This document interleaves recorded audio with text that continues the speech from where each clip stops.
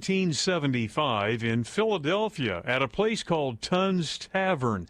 And what a history. The Marines spilled a lot of blood in places like Belleau Wood, Guadalcanal, Iwo Jima, Okinawa, Chosin Reservoir, Khe Sanh, Fallujah, and so many more. Through the years, the Marines have been called a lot of names, some of which we can't repeat on the air right now, but some we can. Names like Devil Dogs, Gyrenes, and yes, even Jarheads. Semper Fi, Leathernecks. Jason Walker reporting. In another provocative move toward Taiwan, Communist China staging military exercises near the self-governing island. Those drills come at a time when a U.S. congressional delegation is visiting Taiwan. More on these stories at townhall.com.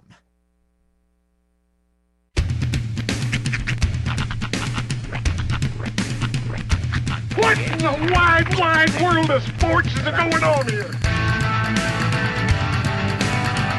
I promise you, whatever scum did this, not one man in this force will rest for 1 minute until he's behind bars. Now let's grab a bite to eat. Yeah, come on. I feel the hot wind on my shoulder and the touch of a world that is older. I hit the switch and check the number. Leave it on and then I slumber. I hear the rhythm ringing through it. Flamenco guitar and cumbia music. I hear the talking of the DJ.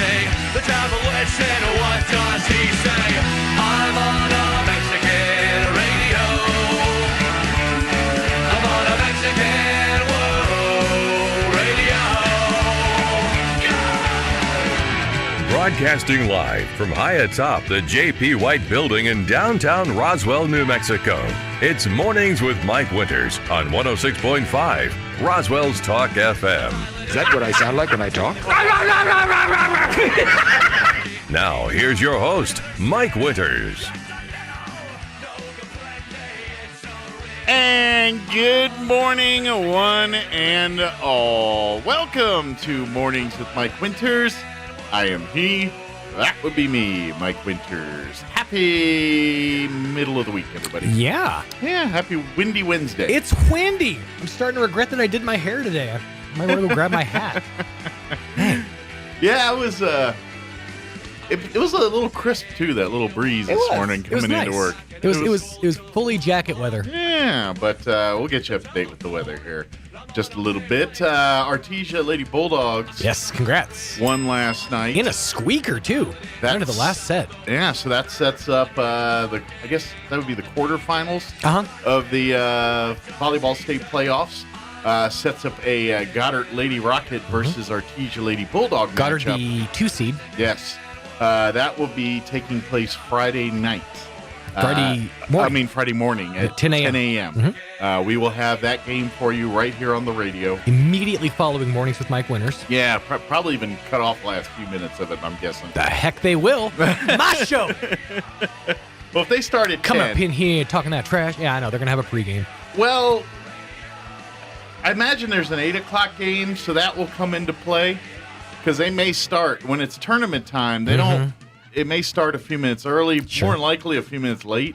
But since it's a 10 o'clock game, I got to imagine there's an 8 o'clock game somewhere there. Maybe I'm being wrong. So if they're not the first game of the day, it may start a little late. Starting to think that maybe we need contracts. Yeah. You're going to cut in our time. I think we need to get a downside guarantee. Well, I'm pretty sure that's part of our contract. I don't mind relinquishing. I need you on my side come contract time, bro. If we're going to unionize, we need to do this together. We're going against playoffs. We're going to make strike signs together in the break room. I thought it was going to be fun. I brought all the big markers. Can we do Cobra Kai, strike first, strike hard? Yeah, I would be disappointed if we didn't. Okay, then I'm in. Strike first, strike hard, no mercy. Yeah, exactly. Well, I'm in then. I'm back in. Forget about it. There must be contracts in this dojo. Now, both teams will play 2 games on Friday. Obviously, what time that game takes place, depending on who wins the 10 o'clock game. Right. So if Goddard wins the 10 o'clock game Friday, they will play again at 6 p.m. for the semifinal matchup against either the 3 seed Cleveland or the 6 seed Santa Teresa. I'll behave. Okay. I just picture Cleveland from Family Guy. That one guy. All right. Are you ready? I'm going to serve the ball. I was thinking maybe they're playing Grover, Cleveland, or the entire city of Cleveland. starting with Drew Carey. But anyway, and then Artesia, if they win, they would play the 6 o'clock game. Mm-hmm. Now the loser of the game will play again at 2 o'clock, and they're going to play the loser of the Cleveland Santa Teresa matchup. Right. So either way, so if Goddard wins, they'll play at 6 on Friday. If they lose, they'll play at 2 on Friday. If they win on the second game on Friday, then they get to play on Saturday. Mm-hmm. If they lose the second game on Friday, then the playoffs are done for that team. And if either team loses, then they'll have alternating Sundays. They'll have round robin potato sack races to determine a winner. There you go. And if that doesn't work, it'll be rock paper scissors until the sun goes down. Lizard Spock. That's right. Rock paper scissors lizard Spock. For our friends on. I'm sorry. The whole time you were talking, all I could think of was there was an episode of Family Guy where like Joe and the boys formed a band. Mm-hmm. Peter's on stage and he goes, "Hello, Cleveland." And Cleveland goes, "Hello, Peter." It's the simple ones, right? Yeah, really makes you happy. You got to do what you got to do. Hello, Peter. So that's the volleyball situation there, and of course we got football playoffs for you. I know we got to talk about how we're going to pull off 6 o'clock. If there's a 6 o'clock Goddard game, we may have to. What we talked about, nothing's set in stone. We're still planning because this is kind of happening as it happens here. We might be joining. We might carry the volleyball on the radio at 6, and then join football in progress on the radio. Of course, the football game will be on its entirety on video. Right. So I think either way, both games will be on video, right? With the volleyball. Volleyball's done with video. Once they go to Albuquerque or Rio Rancho, wherever. Yeah, they're going. but we'll have. Aren't we going to have this Friday's 10 a.m. game? The 10 a.m. game will be radio only. Radio only. Yeah, okay. It's only on La Radio. Duly noted. We do not have video rights to the volleyball playoffs at this point. The first rounds, these play-in rounds that we had for like Artesia, for instance, Goddard didn't have to play in. They got us. They got a seat early, so they got to watch everybody else get the play-in rounds. The play-in rounds were at the higher seeds' respective home, and those ones we carried. That was where the confusion was. And that was last night where we carried on the on the video and all that. Now that they go to Albuquerque, we do not have those video radio rights. So I'll give you more cement plans on that here probably tomorrow. But I think that's the way we're leaning on that there to get that to everybody here. But so Travis and Sexton fans, be warned. Friday we will be preempting that show to bring you playoff volleyball between Goddard and Artesia. However, you can hear Travis and Sexton in its entirety if you listen through our app or if you listen through the online stream. Is that true? I believe so. Okay. Because I believe when we're carrying the game, it carries through the radio, but not through the online stream. I think it does. Well, okay. When it's our local then go high to school? ksbpradio.com and listen to KSBP stream because that'll be clean. How about that? No, they'll be doing the volleyball too. Shut up!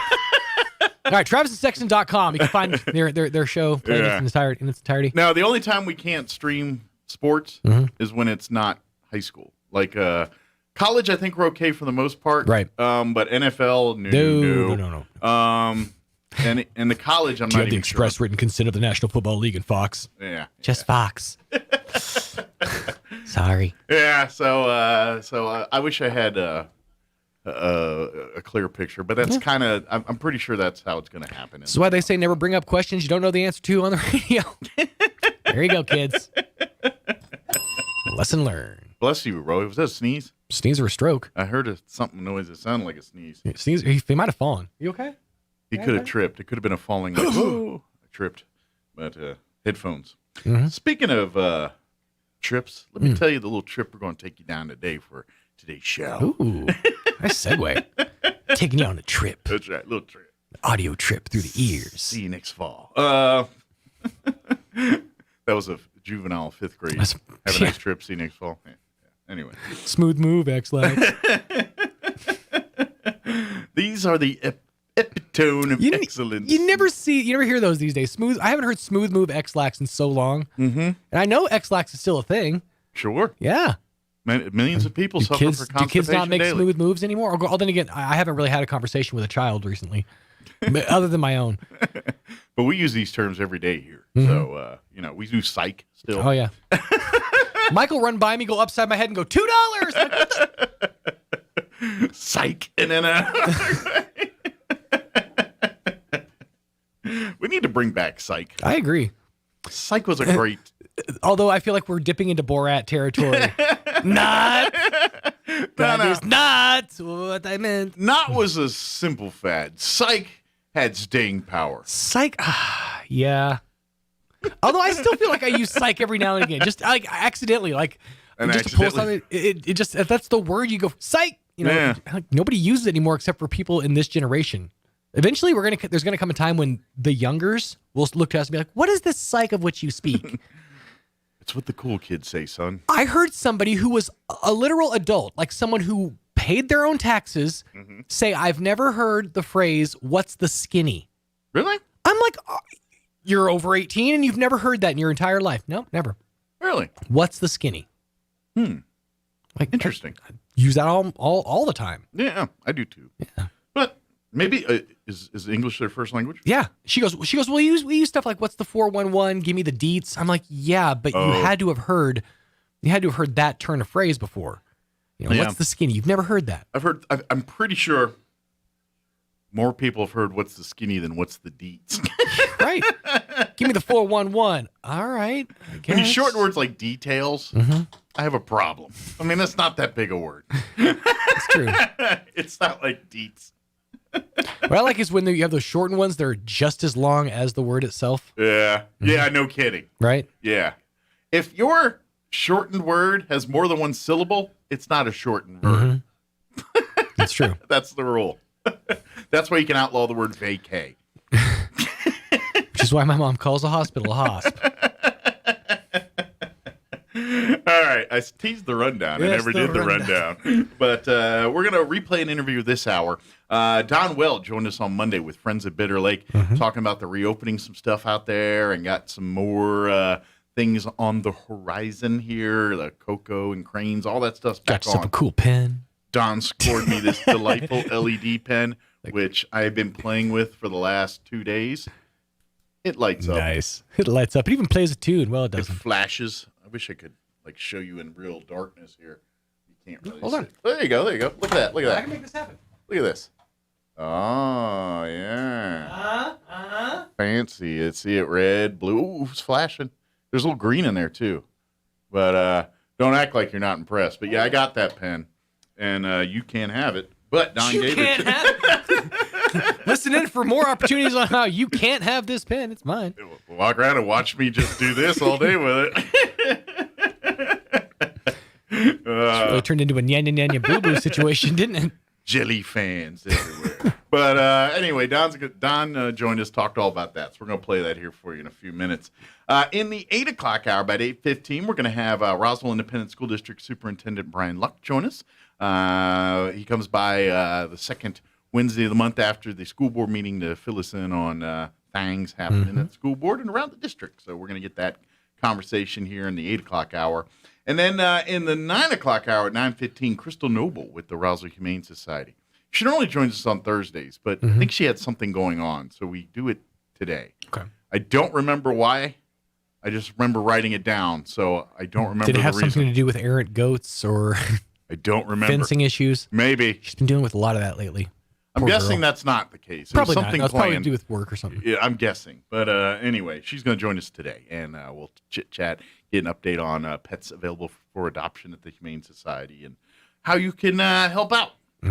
And it's after November. They should be allowing to Black adopt- cats are back on the menu, That's boys. right, black and white cats. Although I wouldn't necessarily say it like that when you walk into the Humane Society. So I heard black cats are on the menu again. By the got any plump ones? With No. that look, too. Yeah, they might not adopt you if you try that. You should go out that way. Yeah, it's all white cats and all black cats. Yep. It's black and white cats are perfectly fine, but all black or all white. Come to find out, I have a black cat. I have a black and white. I have a solid black cat. I didn't even know I had. It's living under my house. Oh, Yeah. Is it stray? Yeah. Apparently, all the cats have called under my house home. Feral? If you will. I haven't really ventured out, but I'm going to assume. Are they Will Ferrell? I didn't see any of them, running around going, "Help me, Winifred, Oprah Winfrey." No, so I'm not sure, but One's just under the house. They're yelling, "I have so much more room for activities now." I should put up a sign that says, if this house is rocking, there's cats under the floorboards.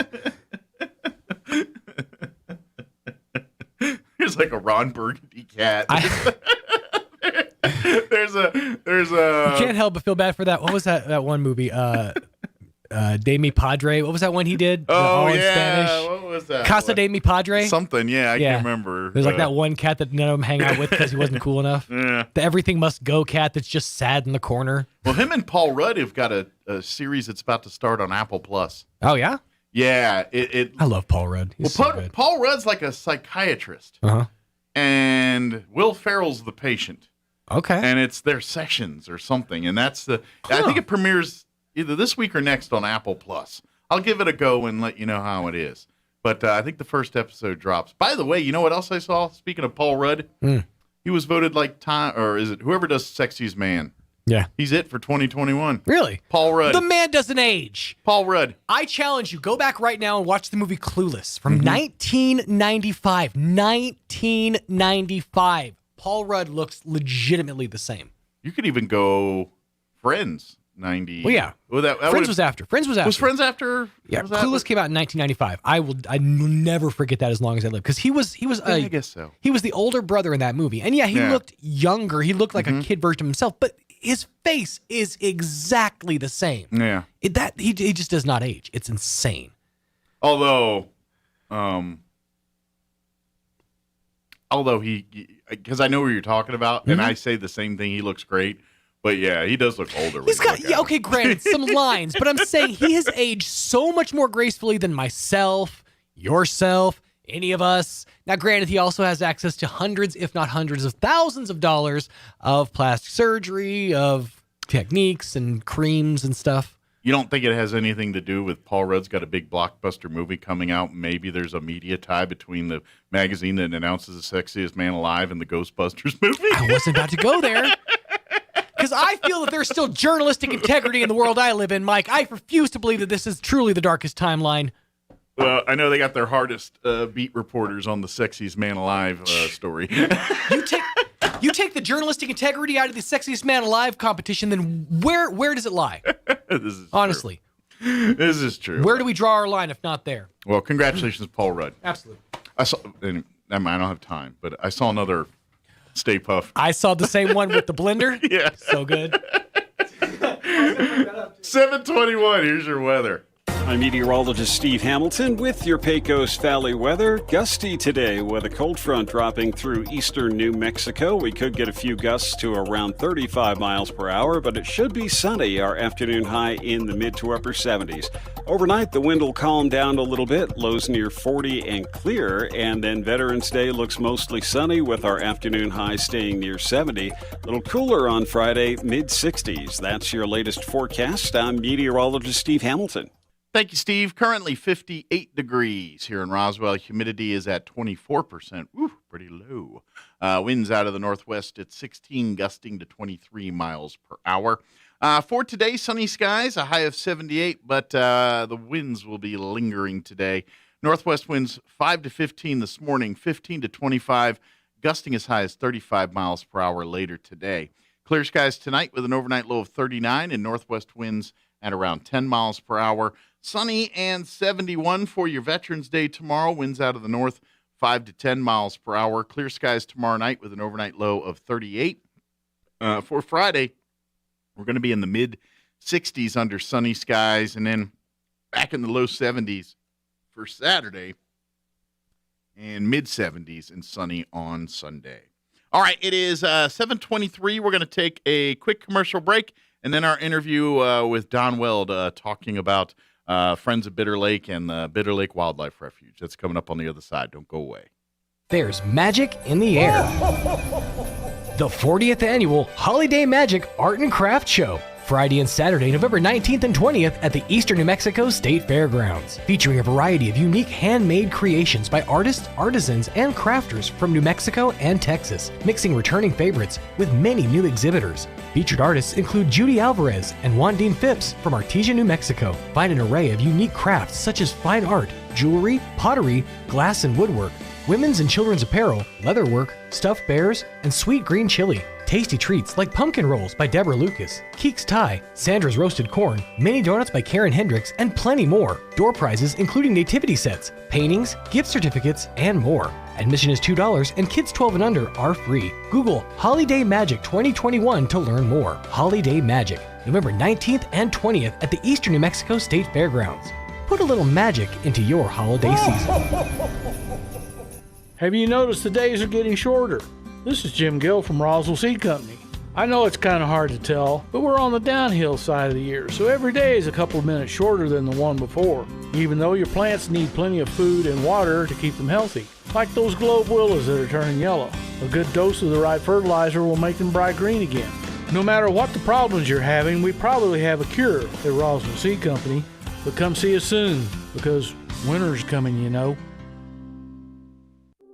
We serve all New Mexico. If you think it's hard to take out a home loan, those rumors are wrong. It's not true. Contact Loan Officer Elliot Rodriguez, MLS number 41002 at CMG Financial, phone number 719-237-4680. At CMG Financial, we can help. Experience extraordinary with CMG Financial, every customer, every time, no exceptions, no excuses. CMG Financial is a registered trade name of CMG Mortgage Incorporated, MLS 1820. CMG Mortgage Incorporated is equal opportunity lender. To verify complete list of states licensed, visit www.mlsconsumersaccess.org. Equal fair housing is the right for everyone to have access to all housing opportunities without discrimination based on race, religion, national origin, sex, color, familial status, or disability. Here's a Mornings with Mike Winters fun fact. China has more English speakers than the United States. They have more Chinese speakers, too. Here's Mike Winters.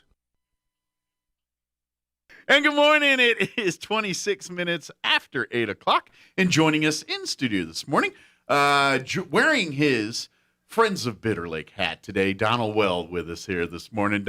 Morning, Don. How you doing today? Good morning, Mike. Glad to be here. He's a man of many hats. He wears the American Legion hat just like I do. And, of course, he's a world traveler, and you might see him at the library giving a presentation from time to time. Don's a man of many, with his finger in many pies here. So, but wearing his Bitter Lake hat today. First off, morning, Don. How you doing today? I'm doing great. How you doing? Doing good. I know this is not related, but we had a great Veterans Day assembly and celebration on Saturday. American Legion Post 2861 put that together. Of course, Don and I are in Post 61 together here. Mm-hmm. So, thanks to everyone that came out. We had a great event on Saturday. So yes, we did. Big thank you to everyone there. My legs still hurt. I did the 5K, and it's right. Yeah, Don got up early at dark 30 and ran the 5K, and you did it about 40? About 50 minutes. 50 minutes. Yeah, I walked it. That's great. I would still be doing it. I'd be out there. They'd be like, "Where's the show?" Mike's still doing the 5K from Saturday. I think he's somewhere by the Wool Bowl. I don't know.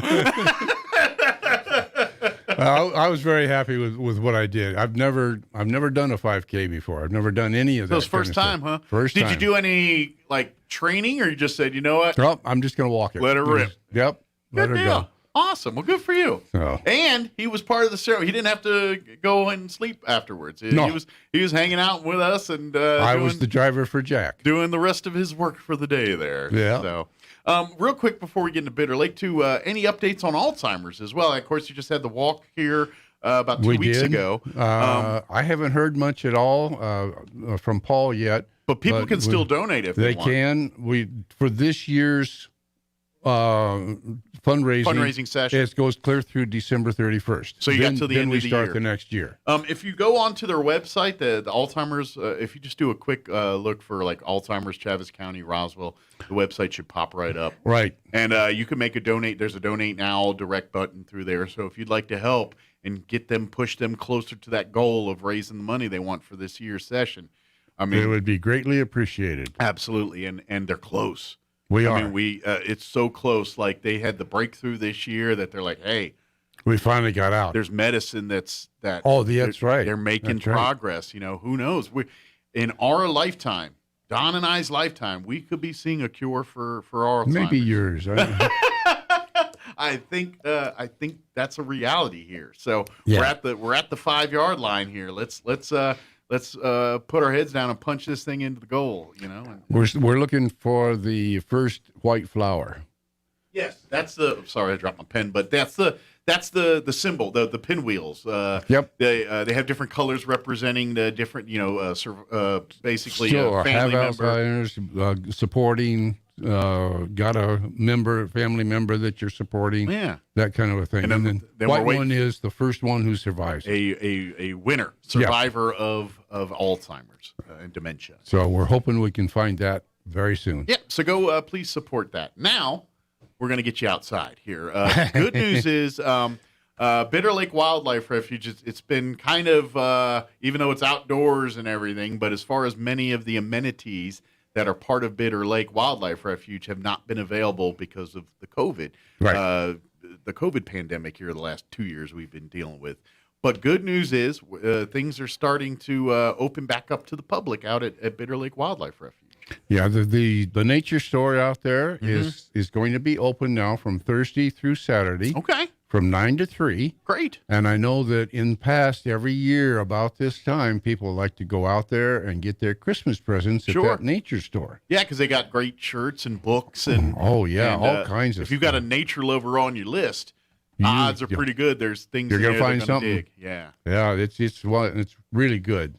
So that's coming up. Now, you can't get in and see the rest of the displays. Okay, the museum part of it's not really available. It's still closed off, but you can come in on those days and visit the gift store. So, awesome. We have people there who will take care of you. And that's a great way to support the wildlife refuge there, because that money goes back into conservation. It does at the refuge there. That's our as the Friends group. That's our primary income. That's your resource for raising money and helping out. And we supply money to do so many things. There's a the butterfly trail. We supplied money to revamp that and get it going. We just did a water system last year on that. Cool. During COVID, we got out there where we could and put an all new water system in. They're redoing there's a bird blind out on the. Let me think about this. I got to orient myself here. Yeah. On the east side, there's a walkway that goes out to a bird blind where you can actually, from there, observe the birds when they land on certain ponds. The migratory birds when they're coming in for traveling south or traveling north for, correct. Their migration there. And that trail, that walkway has been destroyed and gone down because it was wood. Gotcha. And it got eaten up and everything. We're putting in a whole new metal ramp, so it's going to last a whole lot longer. Something the termites can't get through. Right. And the bird blind itself has been remodeled, and it looks great. So, awesome. So when you do come out and walk the trails and things, you're going to see some new stuff new out areas there to go look at. They're doing new signage out on the Oxbow Trail, which is the one that's further south. Okay. That's about a 3-mile walk, and they're going to have signs. Oh, cool. Directing you in the right areas. Yeah, keep you on so the you path don't get lost. I've gone out there and you get to certain spots and it's like, which way do I go? You get turned around. And so now they've got signage for all that. Back this way. Yeah. Follow this trail and you'll be fine. So there's a lot going on. That's great. The new manager out there is really pushing on getting the whole refuge up to accommodate guests. Awesome. Well, and it's a beautiful place because it's the best of every world here because it's a wildlife refuge. It's there to preserve the wildlife, to study, to learn from it, to appreciate it, to help help it flourish. But at the same time, we want to make it to everybody, make it available to everybody. We do. And it's a very interesting dance to preserve the wilderness and the wildlife to a situation that it's most thriving and everything else without making man's impact look as much as it is in it. But at the same time, using man's impact to benefit and to make it better. And that's right. what it's about. And that's why, you go out to the Bitter Lake Wildlife Refuge, you can't have the fun and parties and things you have over at Bottomless Lakes because that's not what it's for. It's a place for us to come. If you want to come and learn about nature, study nature, be a part of nature, and not disrupt nature, that's what Bitter Lakes is all about. That's right. Bottomless Lakes, you want to come out and be in nature and have a cookout and fun and party and meet with your friends and family, that's what it's for. But Bitter Lake's there to kind of connect with nature and see the birds and obviously the dragonflies and all the things that call Bitter Lake Wildlife Refuge home, and the migratory birds and that's why the events that we're going to tell you about coming up here, that are back on the schedule here in the fall and winter months. These are events that you want to come out and just see the world and see life a little bit slower and in its natural state. Yep, that's it. That's the whole idea. Yeah. And we need more people out there too. We're looking for new members on the board. Yeah. We have some members who are reaching their limits. So we'd like to get new people to come out. Got to get some young blood to get out there. Young blood. Strong backs and strong desires to work out there on some of the projects and things. And volunteering is a great thing, too. You can talk to Steve Alvarez, who is the coordinator for volunteering and such. And he's got if you want to talk to him about that, his phone number is 575 914 3332. Couple three threes and a 2 for fun. Yeah, there you go. I would say because of my background in Boy Scouts and things, one of the things that Scouts need to do to complete their Eagle project is a service project. They have to start it from the planning stages to getting material to executing the project and plan and guide in every step of the way. If you're looking for ideas for projects, I imagine you could talk to Steve out there at Bitter Lake. Sure can. Or Bitter Lake. I did the lakes thing there. So I pluralized Bitter it. Lake. Bitter Lake. You go out to Bitter Lake and talk with Steve, because there's probably lots of conservation projects, trails, various blinds or various things that probably need to be updated and worked on. And you as a scout can go in there and help raise the cost for the material and labor and everything to get that done. And if you'd like to do that, I'm sure Steve would. And same thing with other youth groups and things. If you've got community service as part of your requirements in your group there, please, the Bitter Lake is a place where they would love to utilize your services. That's right. And we have had Boy Scouts out there doing projects in the past. A previous manager, his son did a project out there when he was there, so several years ago. Yeah, and that's what Bitter Lake's about. It's our place to come and connect with nature. Yep. It's our home for that. And that's why the volunteers like Don and all the other friends of Bitter Lake and the National Park Service folks and all the other people that's their day job out there. That's right. They're committed to doing it. And I know we've had Steve on at least a dozen times, I think, here over the years. Yeah. And it's just fun to talk with Steve. If you've never been out there just to come and see what's going on, now's the time. Come out there. There's so many. It's a little bit of everything. You've got nature, you've got wildlife, but there's history. Like, when studying of the native tribes that call this land home and their buffalo hunting and some of that, it's just as much a study of people as it is animals and plant life out there as it is. It's just an educational, fun, beautiful piece of property that folks can come out there and enjoy and call home. And because of the work that's being done by volunteers and by the paid staff and everybody else, that place is going to be around for the next 20 years, for the next generation of people. That's right. And hopefully after that and after that. But we got to do our part now so the next generation has it there for them. So. And part of it was built originally by the Conservation Corps. Yeah, back in the 30s. Yeah, during the Depression era, and kind of an offshoot of your New Deal projects and things like that. Matter of fact, there's a great history throughout this part of New Mexico, not just Bitter Lake, but out up in the mountain areas, and Fort Stanton. They did some work over at Bottomless Lakes. Yeah. They did that too. So they're been around. And that's a fun little historical jaunt too. There's if a you lot want to of see stuff some of the over there. markings and things from that era and those projects and things. It's to me, that's the fun part of history, is going and finding some of the lesser known stuff about history. And it's really cool. But that's what Bitter Lake is, and that's why I think everybody in our community would benefit from it and come out there. And I know most people, they want to go to the lake and get in the canoe or kick back with that and that's Bottomless Lakes. That's all Bottomless Lakes, and that's why but Bitter Lake is there so you can come and enjoy see nature. And it's real. Obviously, Dragonfly Festival didn't happen the way it normally happens this year, but we've got some stuff coming up that we can do so we can still celebrate dragonflies and still celebrate the cranes and some of the things we do every year. Just a slightly different than we've done it in the past. And we're going to do the cranes and cocoa this year. November 27th.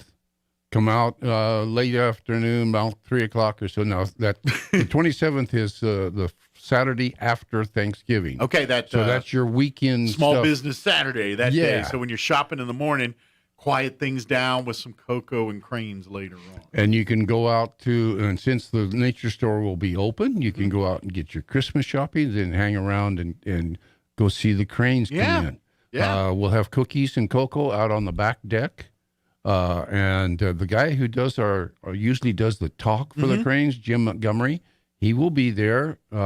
He will not be giving a talk this year, but he will be available to talk to you and answer questions and tell you about the cranes. So he'll be there for information. Yes. Or if you just want to sit there and watch the world go by and watch the cranes. That's a great place to do it. Yeah, but then you're like, well, gee, I wonder what. He's right there to give you that information. That's right. And then later on, just before sunset, we'll drive down around the loop and take see if we can find the cranes coming in. Okay. They usually come back. They go out and feed during the day. Okay. And then they fly back in just about sunset. So you'll probably a beautiful time to be out there at the evening. The sun's setting. The birds are coming Be sure in. and bring a jacket. Yeah, it'll be a little chillier. It is November, end of November, right after Christmas season here. So, of course, it is southeast New Mexico, and it might be 80 degrees that day. We don't know. That's right. You never know. And sometimes it's happened that way, too. It is. So maybe the cocoa is, just chocolate milk. You might want it to be chocolate milk. Cool down. But it really is cool. And if you've never been to an opportunity like this, I'm telling you, it's a lot. It's fun. It's neat. It's nature. So you never know what you're going to get. It's kind of like for folks that if you've ever been to the bat, when the bats go out hunting at night in Carlsbad Caverns there and watch the bats leave, it's hit or miss sometimes. Some nights all the bats come out at once and you're like, whoa, that looks like something you see on TV. And other nights the bats are like, I'm not too hungry. And then one or two will come out and some are like, I'm going to sleep in another hour and then I'll go out hunting. So it's hit or miss, but and this is very much the same way. The cranes out there, they may all come in together. They may be like, you know what, we did another loop, or we did, they're like people. They change their minds sometimes and want to do things. And they don't always go down to those ponds down on the south end. Sometimes they will go actually up to the true Bitter Lake. Okay. The actual Bitter Lake. The actual lake itself. Yeah. Which, unfortunately, except on special setups, not really public accessible. Not public accessible. Yeah. But, that's a membership point. If you join the Friends of Bitter Lake, we're looking to do that as a special deal. Trip out to the actual Bitter Lake. Trip out to actual Bitter Lake and into that restricted area. Gotcha. So is it just because we don't want too many people out there to disturb the ecosystem? Is that why it's pretty restrictive? Okay, got it. Yeah, and it's very, very delicate in that area. So we try to keep the traveling down in that area. Okay. Well, is that something that as time goes on here and we start where it gets a little more hardier in there and a little bit more where the ecosystem's a little bit more stout that more people start be able to come in there? Or is it always going to be delicate? That's not in the foreseeable future, but you're right. It may be eventually. Okay. But I didn't know if it was something like, certain wildlife and plant life, we need to let people be away from it to flourish and strong. And then once it's kind of established in there, then we can kind of come in and use it. Something like that, protected. Or is it different? Yeah. Okay. Yeah. I'm trying to understand what the logic is. We have these restrictions on a lot of things because we protect them. Sure. Because they're just about gone. Endangered. So yeah. It's tricky because it's kind of, some of it's natural selection and no matter what we do, it's going to go the way of the dodo, part of the pun here. But and then obviously, man's impact is causing that, and we try to do things. But and that's nature, though, and that's what. Right. And we is learning in nature. We talk about green and all that, and we can have those conversations at one point. But but we're still learning. We're still learning That's our right. impact and our role and what truly is harming and what is just saying, no. It's, always... If everybody's a fan of George Carlin, stand-up comedian George Carlin. I remember George There's Carlin. a line that he says that I love because he ain't wrong. Mm-hmm. We talk about the planet, and he goes, we do all our stuff, and everyone's like, oh, these styrofoam cups are going to cause all this planet and all that stuff. He said, the planet's going to be just fine. The people, I'm paraphrasing, are screwed. He didn't say that word. He said, the planet's going to shake us off like fleas and keep going. That's right. And to his point, there is a little of that there. It's like, the planet's going to adapt with us or without us. Yeah, that's right. And we just want it to adapt with us. And that's kind of when we talk about ecosystems and things. How do we coexist? How does nature and wildlife and plants that give us life and give us everything we need on this planet, how can we, human beings, coexist with that? And that's why Bitter Lake is here, so we can learn that. That's what we're there for. Yeah. One of the, we have the antelope out here, these little pronghorns. We've got fencing around most of the refuge, and that fencing kind of prevents the pronghorns from getting into the refuge area. Okay. Well, our new manager says, and this is an ecology thing anyway. We've been working, looking at getting this, the wildlife people. Mm-hmm. Pronghorns don't jump fences very well. Okay. In fact, they don't. They're not jumpers, huh? No, they're not going to be good on jumpers. your basketball team. No. But they will climb underneath things. Okay. So what we've done is we've replaced a whole bunch of fencing with a raised fence. Okay. So that the pronghorn can get underneath and get into the refuge. So they can graze or do what they want to do. And what's such in there. And still keeps out other predators you don't necessarily want in there. Right. Awesome. Right. Perfect. Also, there's a burrowing owl that's just outside the refuge that we're trying to figure out how to get them to move into the refuge where we can protect them. So you got to make the property values a little better, so he wants to move over. Yeah, there you go. So we're trying to get those in too, and some prairie dogs. Cool. Yeah. And so this is part of that back area. This is what we want in that area, these protected items that we can take care of that way. Yeah. So if you haven't been out to our little oasis in the desert, please come do. out. What's the date on the crane, Coco and the Cranes? November 27th. 7th. It's that Saturday after Thanksgiving. Right. It'll be in the afternoon there, dusk in the early evening there. We'll get more information as we get close to invite folks to come out and sign up for this event. Can they pre-register, or is it just show up and show up? Show up and enjoy it. All you need to do is bring your warm weather, whatever you feel comfortable sitting outdoors in, and they'll provide everything else. Cocoa and cookies. Yeah. Any for Dragonfly stuff, or is there any? I know we're past the window for this year's Dragonfly Festival. Yeah, long. But that's going to be full go. As of right now, everything should be full go for next year, and I imagine between now and then, you guys will probably have a program or two on dragonflies, and just to kind of remind folks of things. We're going to start. We want to get people to start coming in. Talk to Steve again. Okay. About putting together a committee to do the dragonfly for next year. Gotcha. So that committee is going to be starting to form probably after the first of the year. So if there's someone that wants to be on said committee, please reach out to Steve Alvarez. Please. You can either call them or you can call our new president. I'm no longer the president. You've stepped down? I spent my 2.5+ years in there. That was, but I'm still on the board. I still do a lot of work and volunteering around there. But our new president is Meredith Hildreth. Okay. And you can talk to her about joining the members or finding out more. Being a friend of Bitter Lake. 575-652-0024. Very good. She's probably going to hate me for giving out her phone number like that, but whatever. Well, Bitter Lake Wildlife Refuge has a website and Facebook and all that too. And so if worse comes to worse, shoot a message on one of those and it'll get you you got it. And it'll get you to, they'll make sure it gets to the people it needs to get to. And they can still contact me also. I'm at 575-495-3325. So if you need more information. And I can always get a hold of Don if you can't get a hold of Don. If you want to call help Mike, out. and he can always catch me.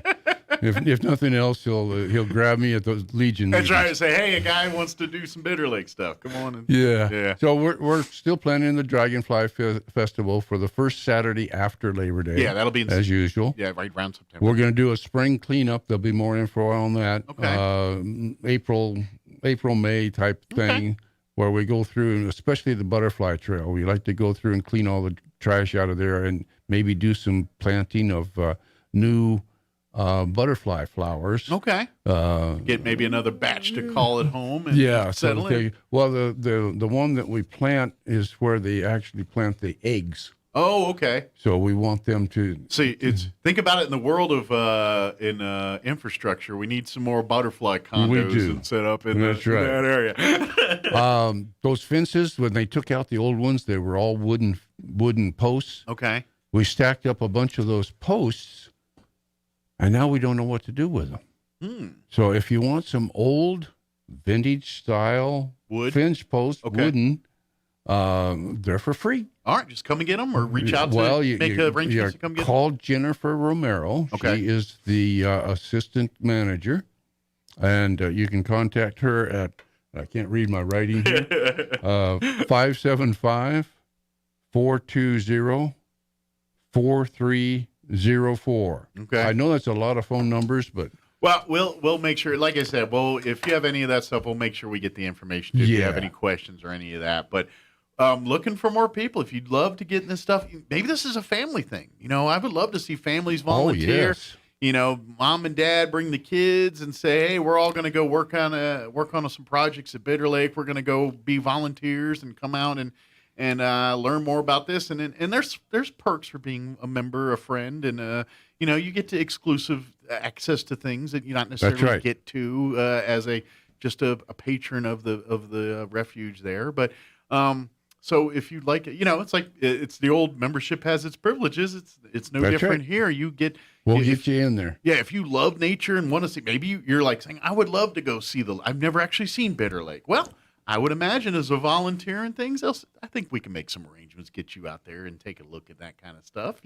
Who knows? It might put you out there working. That's right. We will. We'll put you to work. Yeah, that's the great part about it. And families, if you're looking for something to do with your families that are looking for opportunities, things for them to see and do and experience, Bitter Lake is, like I said, the gift store's now open back up. You can come out there and start walking some of the trails and things like that. And can't go to the museum yet, can't participate in certain aspects. But if you want to do a little Christmas shopping, or if you're, and again, this is all helping through the Friends of Bitter Lake, helping when you go buy T-shirts and books and various gifts there, or keepsakes for yourself.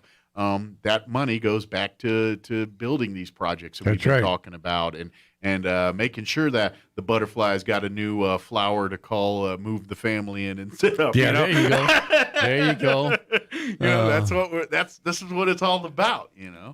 So come be a part of it. Yep, that's the whole idea. And remember that all that money that you use to buy at the nature store, all of it goes back. We don't have any paid employees. We're all volunteers. That's great. So all of that they money do it for the love of Bitter Lake. That's right. Yep. It's very much much so. Love. And the back deck is open. So if you want to sit and you can go out. There's picnic tables back there where you can sit down and have a little lunch. Yeah. Or watch the world go by. Or watch the world go by, and it's a nice view. You can watch the hills on the far side where the buffalo used to be. Well, they didn't slaughter them, but they hunted them. That was the grounds. Yeah, in that area. The Native Americans here did not run their buffalo over cliffs. Right. They would run them up into a canyon and then take what they needed and drive the rest of them out. Gotcha. Makes sense. So they that was their tactic, and that's just it. I mean, you talk about buffalo hunting, and you go back and read a history book, you'll learn. We the the white man kind of came through and started clearing out the numbers. We're the ones that decimated the. We basically took the skills that the natives were doing and then kind of adapted it for our own bigger mass purposes. But that's another story for another day. What you're seeing here is the Native American hunting grounds that are all part of this Bitter Lake, and that's right. And you get to, and here's the cool part: you never know because there's conservators and archaeologists and stuff that do go through there, and they find all kinds of Native American relics and artifacts and things through that area. And every once in a while, they have those kind of events happening out there. So being a part of the Bitter Lake family and getting involved with that, if you loved and always wanted to get an opportunity to do that kind of stuff, being a volunteer, coming out and helping out, that could be your, because then we say, hey, we got a crew coming in that wants to do some research over here. Can you help them get navigated and situated? And now you get to go be part of these parts that very few people get to be a part of. You can be a grunt for them and haul stuff around. Sure. But you're seeing parts of the wildlife refuge that humans generally don't get to spend a lot of time in. It's It's gone to the birds or gone to the. Yeah, it's not necessarily open to the general public. Sure. Now we do have a Boy Scout camp out there that unfortunately hasn't been in use for the last couple of years. Okay. Partly due to COVID. But we're and I would ready to imagine the have them Boy come back Scouts out. go out there because I was in scouting and I grew up in Boy Scouts. I'm an Eagle Scout, so I know about that. They probably do their low impact camping when they go out. They do. There. It's very they probably train for pack it in, pack it out, and all of that. That no open fires, food, water, all of that, bear bags, the whole nine. It's low impact camping and where basically, and I'll tell you this, Boy Scouts and their mottos and things, you be prepared, you all that. One of their slogans is leave a place better than you found it. That's right. And so that's a mantra in scouting with camping. So those kids learn that. When we're done camping, this campsite's going to look like we were never here. And that's right. That's the whole idea. That's what they do. And they teach it as part of the scouting program, and they get to practice it there at Bitter Lake. So that's great to see.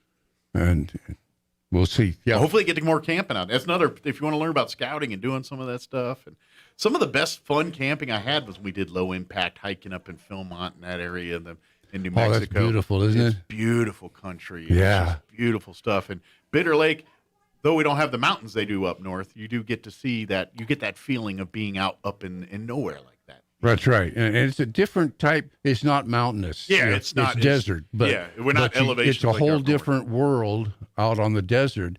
I love the desert. It's beautiful. It is. But you have to look at it for what it is. Mm-hmm. It's not a forested, mountainous type of area. Sure. It's a desert area. It's a different planet in essence. Yeah. And the creatures and wildlife that call it home are built different than other areas because they got to survive in that. That's why you look at like our scorpions and other creepy crawlies, and you're like, well, it's like they're built to survive in this. That's right. In this dirt, this atmosphere. And they know how the extreme cold, the extreme hot, all the things that this area is known for.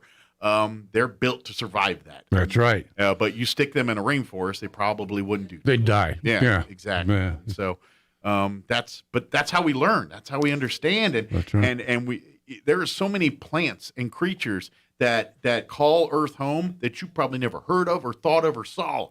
A bug, like animals and things. We all kind of look at, I can tell that's an animal, but there's things out there that you're probably, what the heck? And you're like, you see some bug that looks like a leaf walking around, and you're like, that's the way they survive. Exactly. Because they fit in with the ecology around them. It's like the lizards and things that call here, wow, the tail fell off, and now they're built to survive this stuff. That's right. And that's and humans, we're built to survive ours, but we've been given different tools, our brain and our thoughts and the way we talk and using that. That's how we survive, and that's we modify our environment to fit us. Exactly. But the rest of the world, they can't do that. They can't modify it, so they learn to fit in with their environment. God has given us, or however, Big Bang, whatever you believe.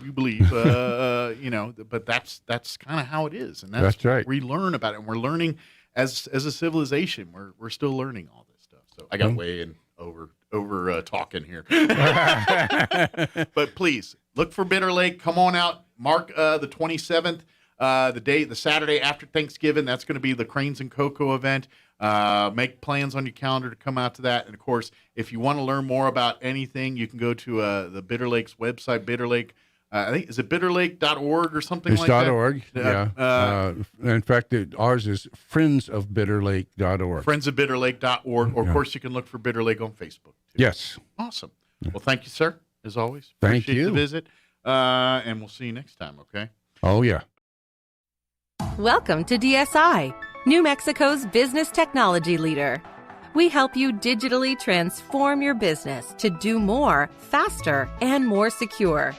Selecting DSI gives you access to the world's best technologies, award-winning local technicians, and our commitment to the New Mexico communities we serve. One local source for all your technology products, services, and the personalized support you can only get from DSI. It's time for the Chaves County Sports Report. Just like in football, the Hagerman Bobcats faced off against Eunice in the first round of the state volleyball playoffs.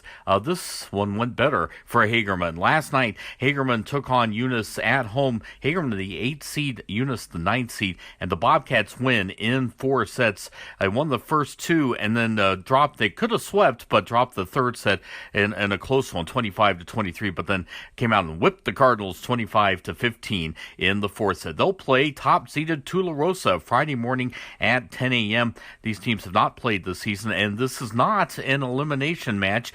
The opening round, besides yesterday's playing games, yeah, you can call it that. The opening round and quarterfinal rounds are double elimination, and then it goes back to single. The Sports Report brought to you by DSI. Call DSI for all your office technology needs. I'm Eric Butler at Roswell's Talk FM 106.5. Applications for unemployment benefits filed last week. That is a drop of 4,000 from the week before, another pandemic low. In a move that coincides with the U.S. congressional delegation's visit to Taiwan, Communist China now staging military exercises very close to the self-governing island. China's defense ministry calls these drills a necessary measure to safeguard national sovereignty. China claims Taiwan is its own territory to be taken by force if necessary. Chinese defense officials also say seriously incorrect words and actions of relevant countries over the issue of Taiwan prompted the Joint War Preparedness Patrol. Officials didn't give more details. That's correspondent Andrew Stewart. Former Australian Prime Minister Paul Keating says a deal for his country to buy new U.S. nuclear submarines is aimed at protecting the United States from Chinese nuclear attack. The Israeli Army's chief of staff says the Jewish state not letting down its guard when it comes to arch-rival Iran and its proxies. Lieutenant General Aviv Kohavi says the Israeli military now speeding up operational plans and readiness for dealing with Iran and the nuclear military threat. Stocks have turned mixed on Wall Street. Right now, the Dow is up 18 points, the NASDAQ Composite Index down 52, and the S&P 2.5 points in the red. More on these stories at townhall.com. Why are cash-out refinances such a big deal right now? Uncle Ryan tries to teach me something. I really feel like right now might be a once-in-a-lifetime opportunity. I've been doing this for 18 years now, and I've just never seen a market where the rates are so low and values across the country have skyrocketed as much as they have. That combination, I remember one couple in particular, they were looking to do some home improvements at the house, but they were worried about their payments going up. Well, with rates being so low and them building up so much equity in the home over the last few years, we were able to get them the cash out for those home improvements, and their payments actually went down a little bit. Every single situation is different, but it does happen more often than you think. So it definitely does not hurt to call. We are United Faith Mortgage. United Faith Mortgage is a DBA of United Mortgage Corp. 25 Middle Park Road, Melville, New York. Licensed mortgage banker. For all licensing information, go to NMLSConsumerAccess.org. Corporate NMLS number 1330. Equal housing lender. Licensed in Alaska, Hawaii, Georgia, Massachusetts, North Dakota, South Dakota, or Utah. A pair of diamond bracelets that once belonged to the beheaded wife of French King Louis XVI sold for more than $8 million at auction. That is the sound of a gavel banging as 2 opulent bracelets are sold for $8.34 million. The jewellery belonging to the infamous Marie Antoinette featured 112 diamonds. The final auction price was much higher than the pre-sale estimate of between $2 to $4 million. After her death by guillotine in 1793, the bracelets remained within royal lineage for over 200 years. I'm Karen Chamas. China's biggest online shopping day, known as Singles Day, November 11th, taking on a more muted tone this year as regulators crack down on the technology sector and President Xi Jinping pushes for what is termed common prosperity. Breaking news and analysis at townhall.com. Crackdown on cyber crooks continues. A suspected Ukrainian hacker has been arrested and charged in the U.S. in connection with a string of ransomware attacks, including one that snarled businesses around the globe on July 4th weekend. Yaroslav Wazinski was arrested last month in Poland. The Justice Department also announced the recovery of $6.1 million in ill-gotten funds from a Russian national who was separately charged and is wanted by law enforcement. Both men are alleged to be affiliated with the Russia-based Revil ransomware gang, which has been blamed for hacks that have extorted at least $200 million in payments. John Scott reporting. President Biden to visit the Port of Baltimore later today, hoping to call attention to administration efforts to upgrade the nation's ports, which have been a major focus of late because of ships waiting to dock and a shortage of truck drivers who haul goods. More on these stories at townhall.com.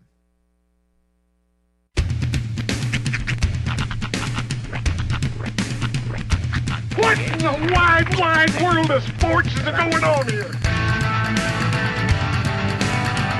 I promise you, whatever scum did this, not one man in this force will rest for 1 minute until he's behind bars. Now let's grab a bite to eat. Yeah, come on. I feel the hot wind on my shoulder and the touch of a world that is older. I hit the switch and check the number. I leave it on and then I slumber. I hear the rhythm ringing through it. Flamenco guitar and cumbia music. I hear the talking of the DJ. The travel listen, what does he say? I'm on a Mexican radio. I'm on a Mexican world radio. Broadcasting live from high atop the J.P. White Building in downtown Roswell, New Mexico. It's Mornings with Mike Winters on 106.5 Roswell's Talk FM. Is that what I sound like when I talk? Now, here's your host, Mike Winters.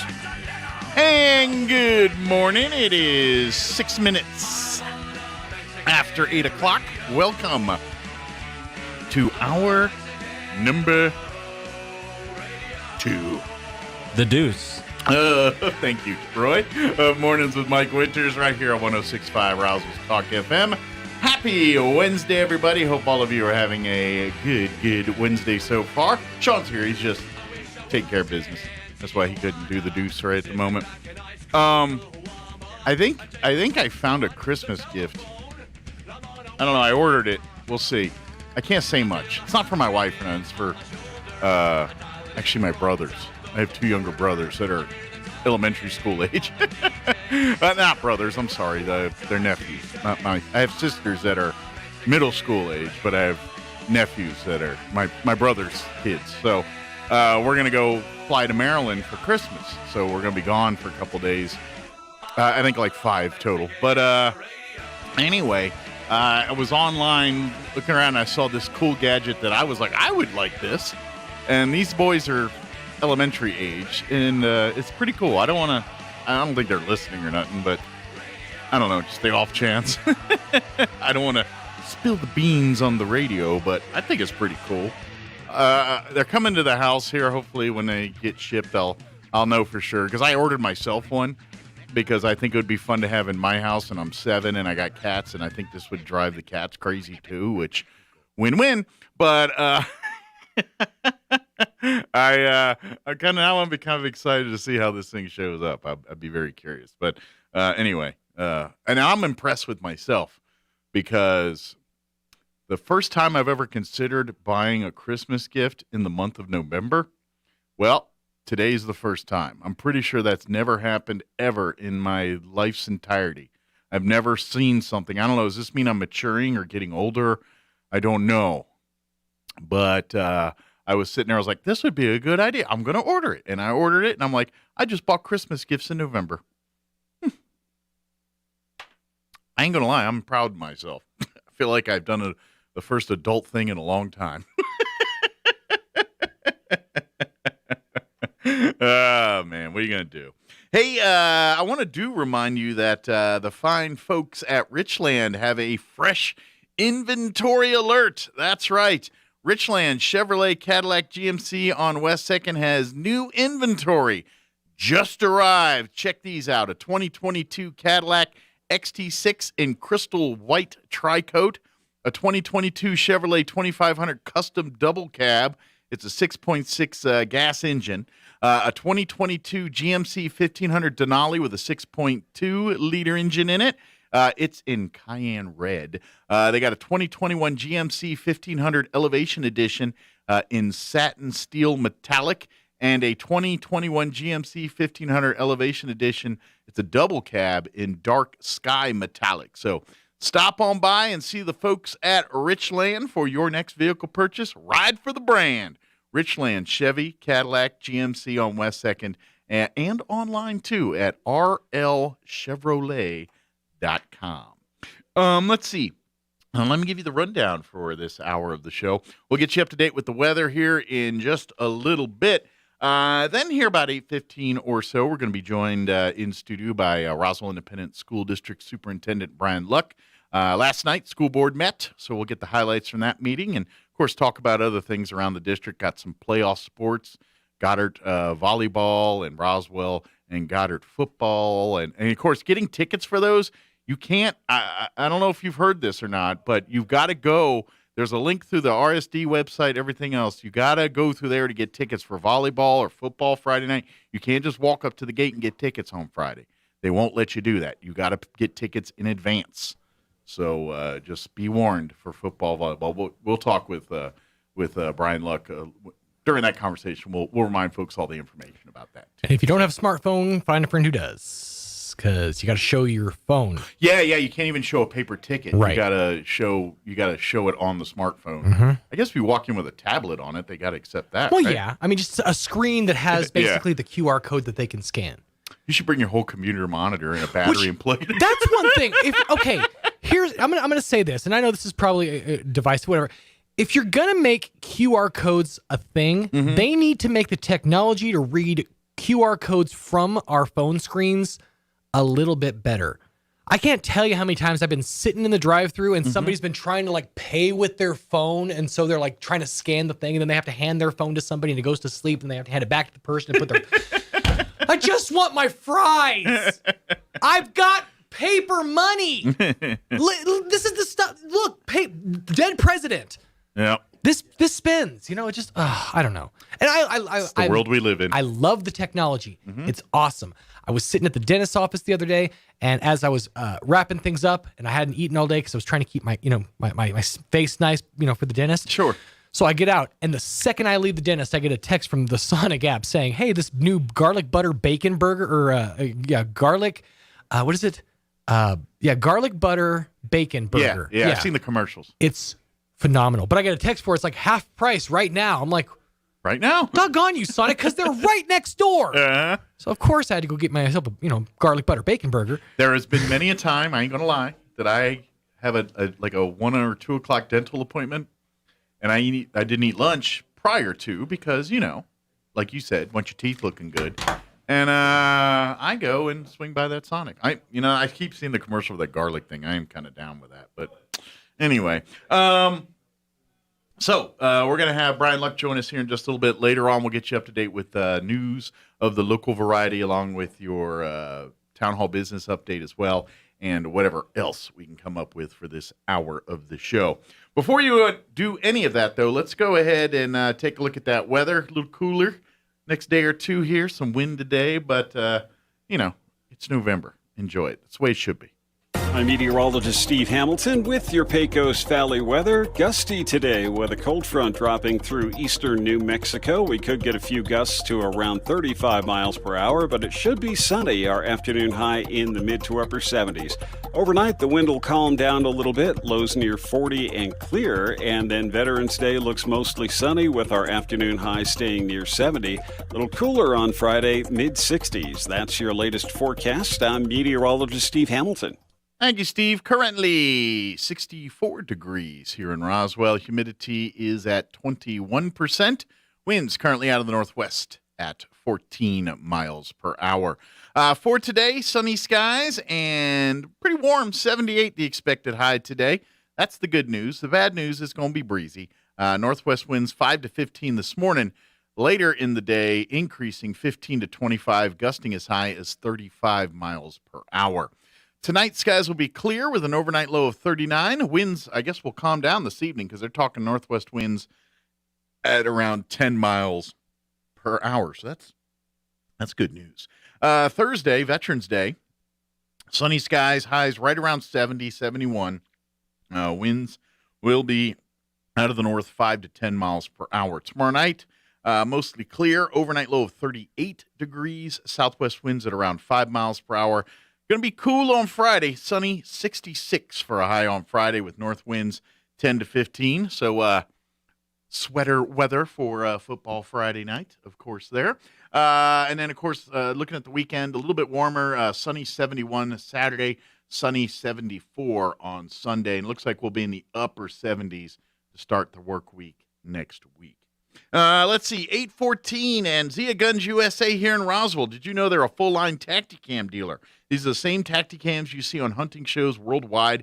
They've got them at Zia Guns USA here in Roswell. Also, they're buying guns. They've got cash on hand.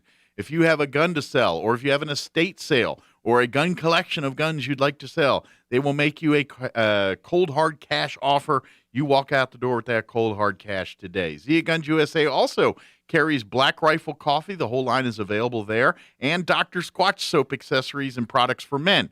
You see them online. They sell. They have a pretty big business online, but it's really hard to smell that stuff on the computer. You can try. Put your nose right up to your speakers, to your monitor. You can't smell it. So go on down to Zia Guns. There you can see it, look at it, see what it smells like, and then purchase the smells that really, appeal to you. So come on by Zia Guns USA here in Roswell, locally owned and operated, and located on 1907 North Main Street, the only gun store to be open on Sundays, but closed on Saturdays because they spend Saturdays with family, and you should too. Stop on by. Zia Guns, 1907 North Main here in Roswell. All right, it is 16 minutes after 8 o'clock. We're going to take a 2.5-minute commercial break, and then on the other side of the break, we'll have RISD Superintendent Brian Luck join us. Don't go away. You're listening to Mornings with Mike Winters.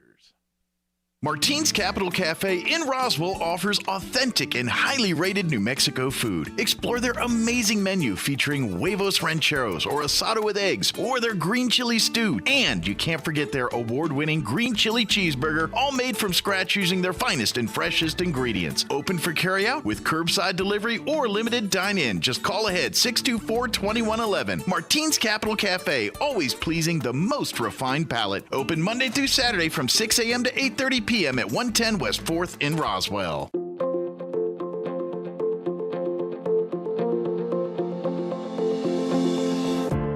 Happiness isn't about getting what you want all the time. It's about loving what you have and being grateful for it. Hi, this is Pastor Troy and Julie Smitherman for The Joy of Marriage. As people, we can get so focused on what we don't have, we don't appreciate what we do have. We can make ourselves miserable, angry, and even depressed by focusing our thoughts and words on the negative. Take a look around and find something to be grateful for that your spouse does. It will change your attitude in your marriage. 1 Thessalonians 5:18 says, "No matter what happens, always be thankful, for this is God's will for you who belong to Christ Jesus." Take it from me, I was such a negative person, but by renewing my mind with God's Word and learning to be thankful, it changed my life and greatly impacted my marriage. If you have any questions or would like further information about the Joy of Marriage Ministry, please go to jomconference.com. Hey, this is Dr. Keon Egger at Carabelli Dental in Roswell. Our office is passionate about creating beautiful, long-lasting smiles. But here's the thing. Sometimes that means dentures.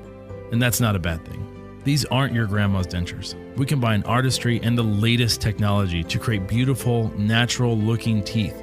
If you are in southeastern New Mexico and you have dentures or are considering dentures, you need to come visit us at Carabelli Dental. Come see the team at Carabelli Dental or call 622-4455. The pandemic hurt small businesses all over New Mexico, even yours, and rebuilding your business is really tough. The state of New Mexico designed the Business Recovery Grant Program to help pay your business rent, lease, or mortgage payments. The average award is $50,000 and does not need to be paid back. As a business owner, you are dealing with a whole new set of challenges. Visit nmfinance.com/recovery to apply now so you can free up your cash and focus on your great comeback. Here's a Mornings with Mike Winters fun fact. 47.2% of all statistics are made up on the spot. Is this true? I'd say chances are about 50%.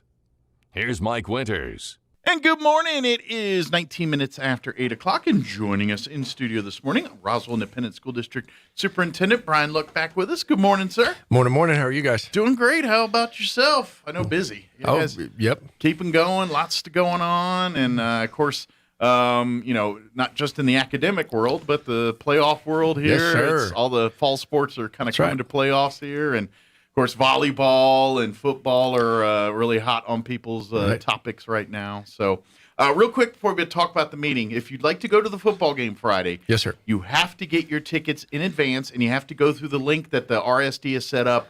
It's on their Facebook website. Right. There's a bunch of different places, but you got to use that, and you gotta put your ticket basically on your phone through the UR codes and show that at the gate. You can't show them up with paper, and you can't come and pay at the door. It's just part of it's COVID, part of it's just the way the world's going. But it is what it is. And so if you'd like to go to the game, get your tickets in advance. And we want to fill the Wool Bowl up Friday and get out there and root them on. This is not an alternative, but this is an option for your out-of-town friends and family. We will be carrying the game, ksvptv.com, and on the radio and everything. Volleyball as well, as the Goddard Lady Rockets. They actually sit there and waited for everyone to advance. They're going to face it in the quarterfinals against Artesia Friday morning. Yes, sir. We will have that game for you right on the radio. We can't video it because it's up in Albuquerque. We don't have the rights. It falls into ProView territory, but we'll have it here. Joby Hotling's going to be calling all of our games on Friday. Oh, good. And then on Saturday, if we hopefully we still got games on volleyball to call on Saturday, Kelly McDonald will be calling all of those games since we're covering two schools, Artesia and Goddard, while we're there. But personnel, so Joby's going to be up there Friday, and while Kelly's calling football with us Saturday, and then they were flipped. And Joby's coming back down here. And Kelly's... that was nice of the two schools to play each other like that, so that you guys could only use one broadcaster there for that first game. I mean, I'm sure both coaches had worked that out for y'all. So. It was very nice and handy, but. But if you want to go to the pit and root on the Lady Rockets or for folks in Artesia, the Lady Bulldogs here, you do have to get your tickets in advance. Everything else, even for up there in Albuquerque, right? And it's so the link to both of those is actually on our webpage, and we ran into a little bit of problems the other night, and it was a informational issue. I mean, a lot of people didn't know, and we've tried to do a better job with that this week, and it really is a very simple process if you're even kind of versed with more of a smartphone, and we're working really hard. We're trying to figure out if there were ways that we could help out with people that might not have the technology that's there. I'm working with Mr. Cooper trying to see if we can figure something out with that. I do know this: if you've got a phone and you're still kind of doing the I really don't know how to do this. You come by the district office. I mean, someone will help you do it. It is. Yeah. It like I said, and once you get to the gate, it is super nice because you got your phone out and you're showing them your ticket, and we'll let you punch the redeem button when you're standing in front of the people. Please don't do that before you get there. Okay. And that's we had some people say, well, I don't want them touching my phone, and I got that. But all we ask is that when you get up, and especially if you've got like a family and you've got multiple tickets, just come up to the ladies and show them your ticket, and then you hit your redeem button, and it'll roll through, and then we'll let you ride on in. And Perfect. Okay. In some ways, it actually gets you in the gate a little quicker because you're not having to wait for the person in front of you that had a $200 bill that they're making change for one ticket or something like that. So I mean Now, this could be a weird question or not, but concessions and everything, are they okay to buy cash and everything in there? Oh, yeah, Is that- absolutely. okay. Absolutely. Support the booster clubs Right, and everything, and and they'll be we doing their encourage thing? that. Okay. I mean, okay, good. I didn't make sure. no. I didn't know if that policy came inside too or not. Just wanted to ironically, clarify they haven't figured out how to get into that one yet. Okay. It's coming though. Oh yeah, but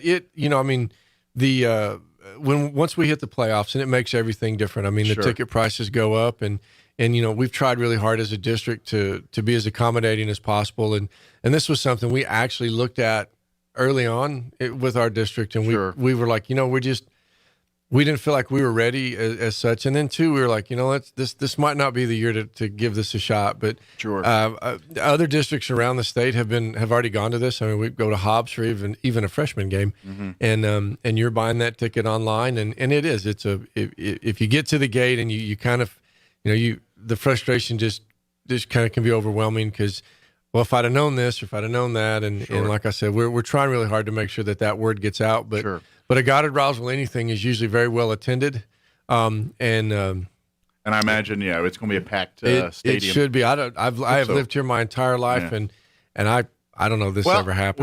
We saw what 2 weeks ago here when Roswell Goddard Square off, and it was a great packed place, and I imagine it's going to be even wilder Friday night out there. So. I look forward to some good football. We're kind of blessed here right now, aren't we? I tell you what, we're very blessed with some great quality talent. Yeah, we're spoiled when it comes to stuff like that, and it's a good spoiled because both schools have got to a level of excellence that it's come to be expected that you're playing right now. And just by comparison, folks, I went to high school in Maryland, and our football team stunk and everything, and so there was probably like our bleachers were a little bit bigger than like what you see at a little league ball field, but not much more. And they barely filled those. Oh wow! Well, so we got it pretty good here. Well, I won't lie. I was kind of bummed whenever I saw the brackets come out, and I was just like, you start placing the what if, and I kind of felt sort of slighted that the both of these teams had to play in this round in the same bracket. And then I get to looking at the bracket a little bit, and I mean, you've got a Los Lunas Berlin game this week. You've got. I want to say like maybe Cibola Rio Rancho, and it's just like, well, I guess this is what's going on right now. It's the way of the world. It's the way of the world, but we would encourage people to get out. It should be just a perfect football night. Yeah. So I think 60s during the day, so wear your jacket and get out there and support everybody and have a good time. Yep, and like I said, tell your out-of-town friends and family they can watch it online. Absolutely. Now, that's probably going to be the last game we can show on video because once they get to the semifinals, the ProView and MMA generally start carrying those games. So I'm gonna go on a limb and say this is probably the last game you'll get to see on video for football this season. Right, and we want to thank Gene and the crew for coming out and doing all the video and showcasing the kids with that. It's been nice. It's been great to partner with the RSD and Brick Cooper and everything because those guys, I can't take credit. It's all the video people. I'm just a guy that sits here and spews on the radio all day. But these guys, during especially like last year when with everything where people couldn't go to games and things like that, we had these guys that helped with all of your coaches and managers and staff. Sometimes we had a manager, like a high school manager, take a camera to the soccer game and set it out there just so people could watch the soccer game. We didn't have announcers, but we would funnel it all, and these guys were doing all that. So it was a very collaborative effort by a lot of folks to just even get something out, so folks, families could see their kids perform. Yeah, well, and the sponsors that they, especially those that know what they're sponsoring, thank you to them too, because that's how that stuff happens. Yeah. Go when Thomas goes into your room or into your building, your office. Don't run away. You can tell him to get out, but don't run away. So moving on here, but again, call the district if you have any problems, questions, or issues trying to get tickets for any volleyball or football this weekend. Yes, or please. anything. last night the school board did meet as they normally do on the second Tuesday of the month. There, what last night's meeting, was it a pretty full agenda, pretty light, pretty average for as far as? I would say probably about an average agenda. We were give or take about 2.5 hours. I mean, we did good business. We ran through, had some recognitions there at the first. We recognized our Teacher of the Year candidate, which was Tracy Clements from over at Parkview, and good deal. And had her group come in and brag on her for a little bit and the great job that she does. Is that something that the board or the principals, how do they come to the the decision on who gets that? We as a instructional leadership staff, we nominate that. Okay, so cool. we get a little feedback from our principals, and Gotcha. and start, because obviously you guys around. can't be in every classroom eyeballs, so No, there's someone saying, yeah, here it is. And you know what, when we start nominating people like that, I have a hard time because my it's like deal picking your favorite yeah, kids. exactly. Exactly. How do you do that? Well, you don't. And Yeah. so we had a group that looked at it, kind of got some feedback, and went with Tracy, and she had a very good showing. We didn't get the state nomination this year, but she did a really good job, and had an opportunity to give her a little bit of love and support. Had the Goddard and Roswell High bands come in and read the 47,000 things that they've both been associated with this year, and got a chance to talk to them a little bit. Good deal. And that was really nice. I mean, we started getting results from their marching competitions, early back in the early fall, late summer, and we had to wait because I was just like, wait, we don't want to do anything just yet. I promise you. And then it was funny. They sent in their stuff, and I read it, and I had to take a drink of water in the middle of it, and it was neat to get a chance to honor the two programs. Yeah, they do great work. They're highly involved in the community. You see them all over the place. They're just hardworking kids, and obviously the coaches and everyone. I don't know, coach is not a right term in band. Director. The director. In band, the directors and everything involved, and the parents and the volunteers and the boosters. I've talked to some of them, both Goddard and Roswell, and it's just a great group of people, and they just love music and love celebrating it and love learning about it. So. Well, and again, back to that other. I mean, they've got some of their winter concerts coming up. They both were talking about that a little bit. They'll both be full display tomorrow night or Friday night at the ball game, and it is amazing. All the different things that go on at the football games, and that's a big deal with the band kids too. And, one thing you can always say about band kids, they're one of the few that can walk and chew bubble gum at the same time. It's a good thing because they have to. I'm like, I just learned how to play an instrument. Now you want me to walk in formation and everything else? They can barely get the tune out. Well, and it was interesting. Both the directors kind of mentioned last night the amount of hours that they put in, and the 6 a.m.s and the staying until it's dark, and like I said, they needed their opportunity to get their recognition. Yeah. So well, good. Congratulations to all the band folks, and we thank them for keeping us entertained and creating atmosphere at our sporting events and kicking butt in their competition. That's right. So, That's right. Then just kind of conducted a little business, went through some stuff, had a presentation, trying to bring in more of our principals to highlight what's going on inside their buildings. That's with 20 plus schools in the district. That's tough to give them 10 minutes and say don't say anymore, and but we're trying to kind of whittle out how we want to pull that off at our meetings, because we want to make sure that we're showcasing what's going on inside the building. Sure. Then just conducted some school board business, went through some policies, went through some basic stuff, some approval of bills, that kind of deal. Got over to our reports, and then started talking about kind of what's going on in the district, which is the part that I really like when we get to there, because that's when we can highlight. We did receive a new toolkit from the state, and the biggest thing that came out with that was test to stay. Sure. And the state has given us a chance to keep our kids in school. We've got a media blitz. You're reading yours, I got mine here in front of me, and it gonna get that out ASAP. The thing that I need everybody to understand, there's two big deals with this right now. Okay. The first and foremost is that we have to have the testing capacity. So if a student is in a classroom, and again, that's the other big component to this, is is these are dealing with exposures that occur within our classroom. Gotcha. So if we have a family member at the house and that was an exposure for our students, those are not we don't have the ability yet to test those kids too. Okay. At give or take $8-9 a test, and I have to give a kid 3 tests. Right now we're only that's just one child. That's just one child. Yeah. So right now we're highlighting on the kids that are exposed at school. So you're in a classroom and the kiddo next to you comes up positive for COVID, and right now you'd be getting the phone call that says your student was within 6 feet for 3 minutes. You're going to have to stay home for 10 days. Well, that will change. And it'll change to the point that we'll say, well, we have your consent to test in writing. Okay, let me do that one again. We're not just going to randomly do these things. Okay, we're going to communicate with the parents at every step of the way. They're going to know what's coming. We're not doing something nefarious. We're not doing crazy things. This is, Mike was exposed yesterday, and tomorrow when he gets there, that'll be day 1, and we want to give just a non-invasive lower nasal swab, and it will have a rapid result that'll come back out of that, give or take 10-15 minutes. Okay. Very good. So if it's negative, then the kiddo gets to go to class and have a good day. Life resumes back to normal. Well, just regular class. And it's kind of the we've heard the parents say, I'll test my kid every day.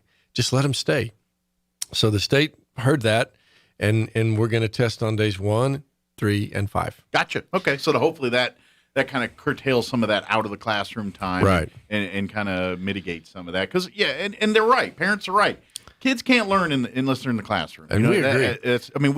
The remote learning it's the best alternative for what was available. But at the end of the day, these kids need to be in the classroom. They need that interaction. They need that face-to-face accountability sometimes, and that's important. Well, I'm a parent too, and I can hear multiple people saying there's got to be a better solution to this. Sure. And I think this is a start. Yeah. I can name a lot of other better solutions, but right now none of those are acceptable at this point. And something that we all have to understand is we all tend to see things from our own perspective, and I get that. You do it, I do it, we all do it. But from the board, from the PED's perspective, if you want to keep going up the ladder here, they've got to basically protect the least common denominator here. And so even though most people fall into this, they've got to have allowances for everyone, even if it's not the common. They got to make allowances for the most remote and most unique circumstance. And so that can at times make it a nightmare for most of us, because we've got to accommodate for everybody. And it's just the way the world is and everything else. So please use that understanding whenever we have these kind of conversations, discussions. That way we can come from a place of trying to understand and fix rather than a place of emotion. I'm not going to lie. We all know whenever time we get to come to battle for our kids, emotions come out. It's just, it's just the nature of humanity. But there's going to be things happen, but please understand, everyone. And I know the school board, I know yourself, and I know everyone at the RSD is trying to do the best possible thing for everyone with the variables that they are given right now. And that's something we all need to understand. Well, and one of the things we're running into right now is we see the same set of trends that are, across the state with our numbers. But we get kind of pulled into the, and you're a part of it also kind of crowd. Sure. Because what'll happen is we'll have exposures that occur outside of the building, and then that impacts the kid in the school, and it impacts the teachers, as well, and people are living their lives and as they should. Sure. And we're going through growing pains because we're going in uncharted territory. We don't know what's next. Is this thing going to evolve to another thing? Is it we're trying to, do the daily routine of school and education, but at the same time, we've got to offer some kind of protection for students and staff and everybody. Well, as one of the things that I've worked with our group with is okay. I don't see the day of COVID-0 ever again. So what does COVID, and number wise, we're done with that. Yeah. But what does COVID this look like? What does COVID that look like? And how can we adapt to it? And as science progresses too, I mean, maybe they come to a point where the vaccines, it'll be like polio, where you take it once or we take whatever it is. I don't know, but all of those are variables in this, you know, and that's what we got to remember. Well, and it's interesting that you bring up the vaccines because it's that time of year where we give out flu shots. Yes, and they're nasal, and so we received all of our information and we got ready to start the blitz with the kids to give that out. Okay, and I won't lie. I mean, I think I panicked because my biggest fear is that people were thinking, all they would see is shots, and they would think the other, and so. I had to be resuscitated, and I was better. But my nurses did a phenomenal job. Katie McLean, who's the head of the nurses for our district, she's like, Brian, calm down. Yeah. She says, we got this, and I said, okay, I'm trusting. But we've had a couple clinics where people did get just a flu shot or flu vaccine. Sure. And we're not doing anything else yet. I have not received any information going forward on anything. So I've had people say, well, I heard they're doing this, and I was like, well, I'd like to know where they're doing that at because not here. Yeah, at this point, any child vaccines are parents and doctors only. That's between y'all. Yep. And I think again, I want to come back even like with the test to stay. We're not doing anything without a parent. Yeah. This isn't just where we're going to line them up and do something like that. Parents, sure. And even with the test to stay, there's going to be a written form that they're going to sign that says even just to stay in the building, that kind of a deal. So well, and I can say this, and I'm going to say that it's safe to speak for yourself and the board on this. It's obviously you guys have rules, you have agendas, you have things you have to follow, the criteria you have to meet here. But I know one thing is every person on that board, and yourself included, I imagine your staff could say the same thing.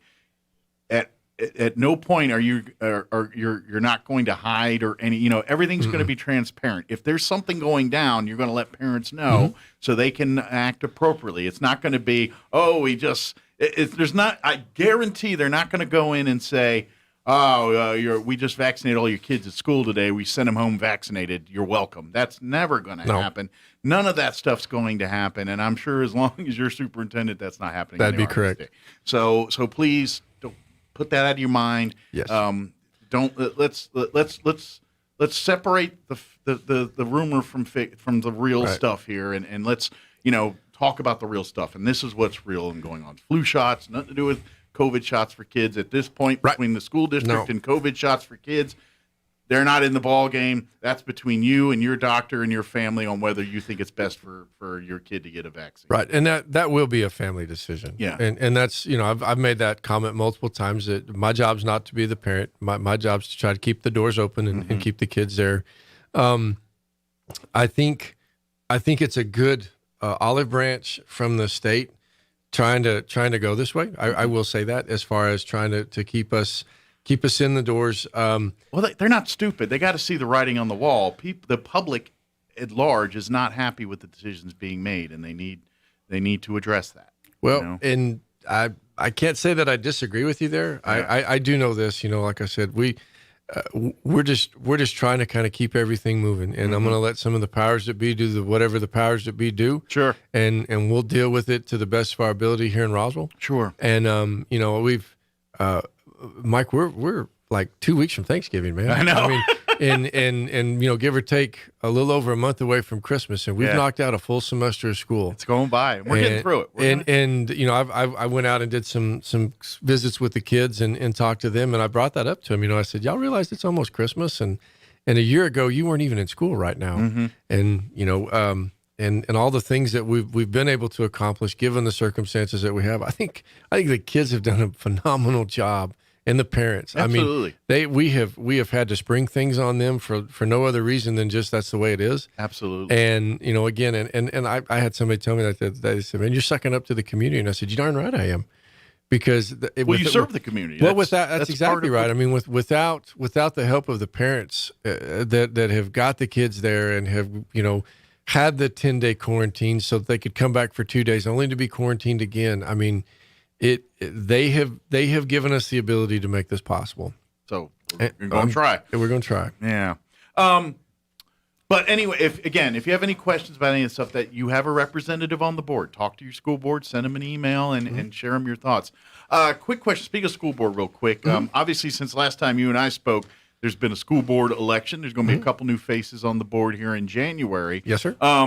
What's this time period like between there? I mean, do those soon-to-be board members, obviously they don't have any decision-making skills right now, but are they in on the meetings listening for the most part, or is that totally on them till January 1? So it is on them until January 1. The two new, Mr. French, Mr. Cheney, were both in attendance last night, and they are going to be headed up to Albuquerque early December for training. Little training. Yeah. New Mexico School Boards Association has a training that goes on up there, and then we'll get them sworn in for that January meeting. And, good deal. It's both of them, pretty open, ready to kind of hit see the what's ground going running on. and I think so. See what kind of work's cut out for them here in their coming terms. Here. That's right. So, but good deal. Let's move on. And is there any other things from the meeting tonight that we need to cover anything, or is that pretty much? Not really. I think that the like I said, the big thing was then we ran through our departments and kind of went through what's going on, and we've got a lot going on, and one of our, I guess the other big thing for us that we're working on right now is trying to figure out ways to help our teachers, and try to maybe pull some things off. Look at what we're doing and look at what they're doing and look at what they're doing in the environment that they're doing it in now. Yeah. And how can we help? I'm trying to get out to the buildings to just kind of get a listening tour going, and it's interesting right now. I mean, people are done. I mean, they're full. Yeah. Well, and this is going back to the beginning of our conversation here and talking about our Teacher of the Year nomination for the district here, and the unfortunate truth is in all fairness, that should have been awarded to every single teacher in the RSD, because every single one of them, to a person, has gone above and beyond the call of duty this last 2 years for your kids. I mean, yeah, I'm a little biased. My wife is a school teacher, but also I see it day in and day out. I see the things she goes through. I see the struggle she goes through, and her and every other member of the RSD is going through this. I don't care if you're a teacher or an admin or a custodian or what. If you're a part of the RSD, you're going above and beyond right now, and have been for the last 2 years. And when you go at that pace for that long, it can wear on you. It can make you tired and things. So my ask is cut our staff some breaks here. These people have been slaving for all of us for the last 2 years, and they're getting torn in different directions. And it's nobody's fault. It's just the way of the world. Right. You guys are being met obligations. You pass it down, and sometimes you're like, you got to get it done. I know we don't have all the variables to get it done, but we got to get it done anyway. And that's what everyone's facing in the RSD right now, and school-wide across the state. And so remember that. Let's remember that, and remember these folks. These are the same people that shape and mold your children's future. Work with them. Don't fight them. Let's work together. Do you need a job? I have bias there, because I know my wife day in and day out, what she sees and the struggles and frustrations and dealing with parents and staff and everybody. It can be frustrating. I know. But if we can all understand that hands are tied in some aspects, but in other aspects, there's everything that's humanly possible done. And you're upset, though I understand, does not help fix the problem.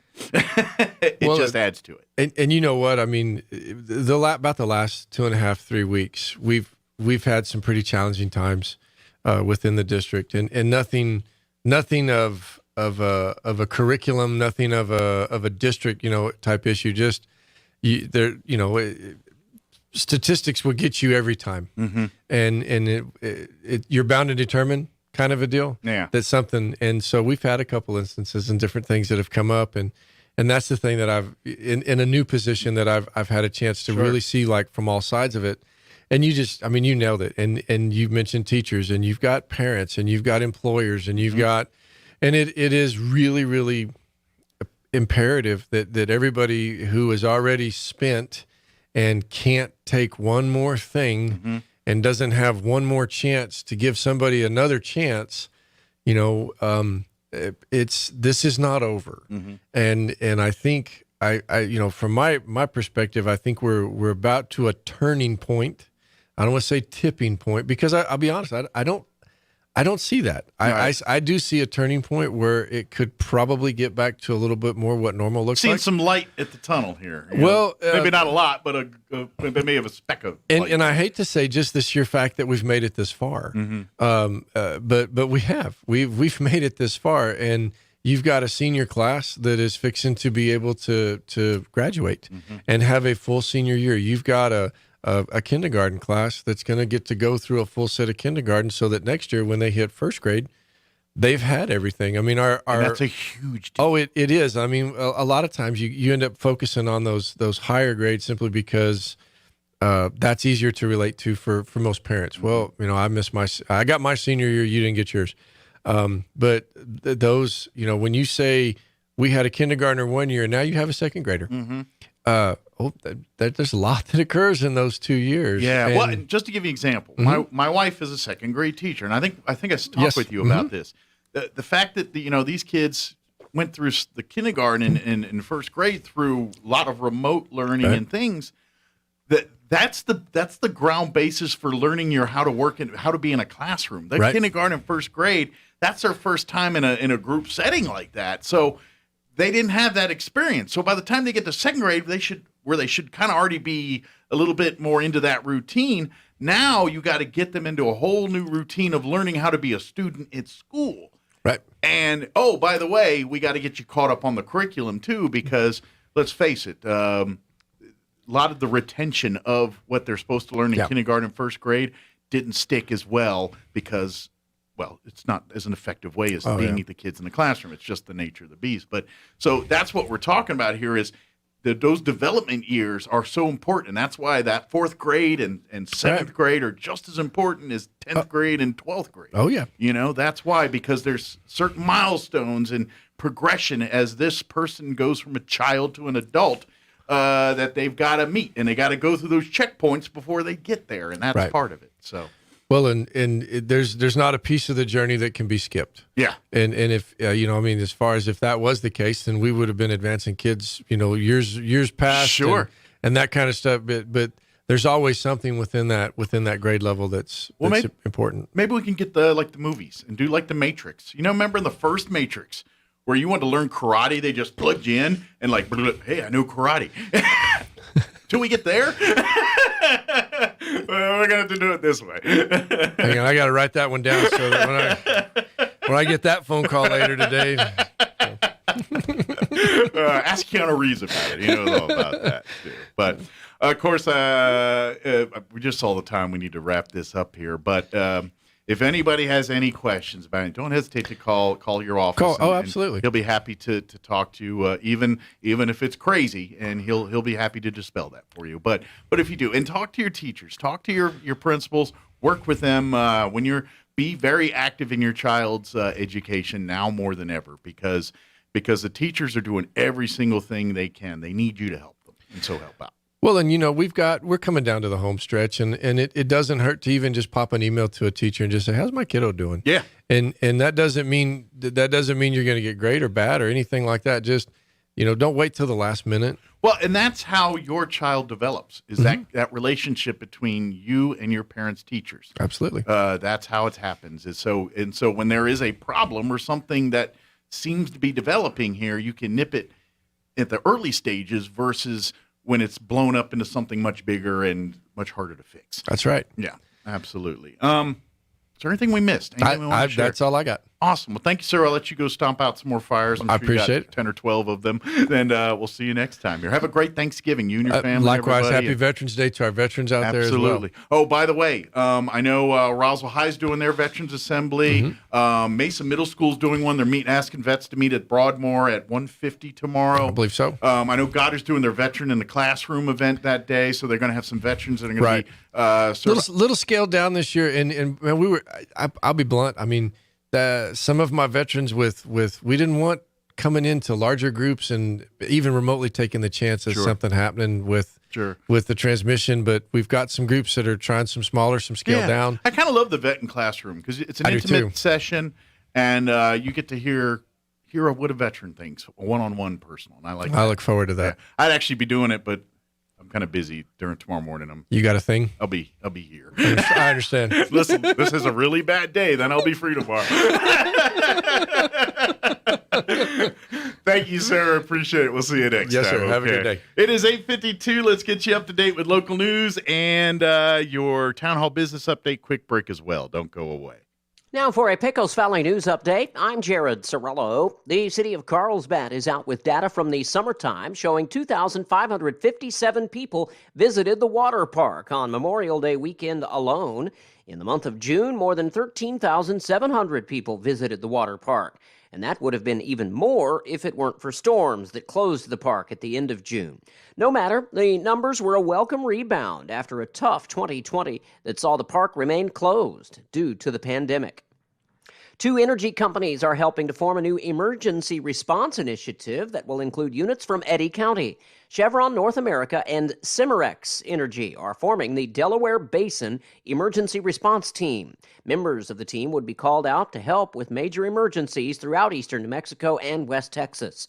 Chevron recently presented Eddy County a $65,000 check for its emergency management office. You're up to date. I'm Jared Cirillo. I'm meteorologist Steve Hamilton with your Pecos Valley weather. Gusty today with a cold front dropping through eastern New Mexico. We could get a few gusts to around 35 miles per hour, but it should be sunny. Our afternoon high in the mid to upper 70s. Overnight, the wind will calm down a little bit, lows near 40 and clear, and then Veterans Day looks mostly sunny with our afternoon high staying near 70. A little cooler on Friday, mid 60s. That's your latest forecast. I'm meteorologist Steve Hamilton. With the SRN News Business Brief, I'm Bill Alexander. After months of negotiations, New York, New Jersey, and Connecticut have agreed on how to divide up billions of dollars in federal COVID-19 relief money aimed at public transit. New York will receive $10.8 billion, New Jersey will get about $2.6 billion, and Connecticut $474 million. Transit systems in the region lost more than 90% of their ridership during the height of the pandemic. A company that makes products for several sectors, including Homeland Security and Defense, announced plans to set up operations in South Carolina. Elbit Systems of America said the project will create about 300 new jobs. On Wall Street, the Dow down 112 points to 36,319. The Nasdaq lost 95 to 15,886, and the S&P 500 dropped 16 to 4,685. With the SRN News Business Brief, I'm Bill Alexander in Washington. Welcome to the Asian market. This is Nok. Right now we have a new ingredient like galanga, lemongrass, lime leaf, and Thai chili to make tom yam gung and tom kha gai. And try out new delicious noodle soup on Saturday. Come see me at the Asian market, 5702 South Main. Call for order 840-5309. Finding great candidates to hire can be like, well, trying to find a needle in a haystack. Sure, you can post your job to some job board, but then all you can do is hope the right person comes along, which is why you should try ZipRecruiter for free at ZipRecruiter.com/free. ZipRecruiter doesn't depend on candidates finding you. Its powerful technology identifies people with the right experience and actively invites them to apply to your job. You get qualified candidates fast. So while other companies might deliver a lot of hay, ZipRecruiter finds you what you're looking for. The needle in the haystack. 4 out of 5 employers who post a job on ZipRecruiter get a quality candidate through the site within the first day. ZipRecruiter, the smartest way to hire. And right now, you can try ZipRecruiter for free. That's right, free. Just go to this exclusive web address, ZipRecruiter.com/free. That's ZipRecruiter.com/free. ZipRecruiter.com/free. Here's a Mornings with Mike Winters fun fact. There are 293 ways to make change for $1. Try all 293 on the guy who keeps borrowing money from you. Here's Mike Winters. And good morning. It is 8:57, and I got a few minutes here before the top of the hour. Stay tuned next hour, about 9:15 or so. We're going to have Crystal Newble join us from the Roswell Humane Society, give us an update on what's happening out there. If you do have any questions about the test to stay stuff, here talking about this protocols for COVID and the rapid testing and all that, please reach out to your principals, reach out and ask and get clarification so you can understand it. I understand. I get it. Trust me. I kind of always feel like I'm a little in the middle on some of these. I do not have kids myself. My wife is a teacher, and she's been a teacher in the RSD for 24 years. So she's been in this district a long time, and she's taught a long time. And not bragging, but I think she's pretty good at what she does. But so I see it. I see it from those perspectives, and I understand, parents, and you feel like you're getting the runaround here and all this, but it's seeing it from this side and seeing what's going on behind the scenes. My limited view as a husband of a teacher, and just seeing some of what she's going through in the trainings and the different things that's involved and the protocols and all that. It's frustrating, and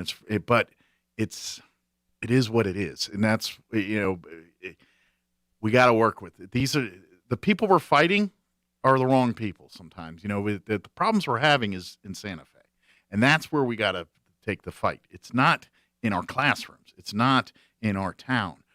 We have people that are wanting the same things you're wanting, but they understand what you can and cannot do.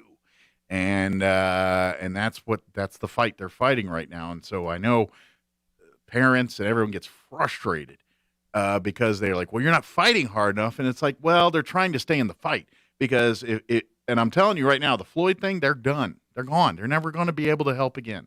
They're done. They're done. And I understand, and it's really sad because they probably have good intentions and things like that and good everything else, but because of the way it was handled, they've locked themselves out of the game, and they're done now, and we can't do that with our folks here. We got to have them there. So until the governor changes, I'm telling you, ain't a thing you can do about the PED and the public education department, all that stuff there. Not a thing. Not a thing until that governor's replaced and take some of the teeth out of the PED and return some of the power back to the boards. None of that's going to change. I don't care how mad you get. That's what the way of the world is. All right, it is time for some news. We'll be back on the other side of Town Hall News. Don't go away. You're listening to 106.5 Roswell's Talk FM, KEND, or Roswell, New Mexico. News this hour from townhall.com. I'm Rich Thomason. A 30-year high for inflation. That story in a moment, but first, President Biden heads to Baltimore today. It's a trip that he hopes will reassure Americans that the administration is taking steps to ease the supply chain crisis. The administration has announced new investments in U.S. ports, hoping to make the supply chain faster. Ports have been a major focus because of ships waiting to dock and a shortage of truck drivers to haul goods, delays that have led to inflation. Today, the president visits the Port of Baltimore to highlight the types of investments that his administration believes will help unclog the supply chain. Greg Clugston, the White House. Inflation continues eating away at Americans' buying power. Consumer prices soared 6.2% last month. Compared with a year earlier, Americans now grappling with the highest inflation rate since way back in 1990. Unemployment applications fell last week. The number of Americans signing up for jobless benefits dropped to 267,000. The Labor Department says jobless claims fell by 4,000 last week. The 4-week average of claims dropped by nearly 7,300 to 278,000, also a pandemic low. Altogether, 2.2 million Americans were collecting traditional unemployment benefits the week that ended October 30th. That's correspondent Jeremy House. He's taken the stand. Kyle Rittenhouse now testifying in his own defense in Kenosha County Circuit Court. Rittenhouse standing trial in the shootings of 3 people, 2 of whom died during last year's rioting in the streets of Kenosha, Wisconsin. And Rittenhouse argues that he acted in self-defense. On Wall Street this morning, stocks in the red. Right now, the Dow Jones Industrial Average down 28 points. The NASDAQ is off 62, and the S&P trading 5 points lower. More on these stories at townhall.com.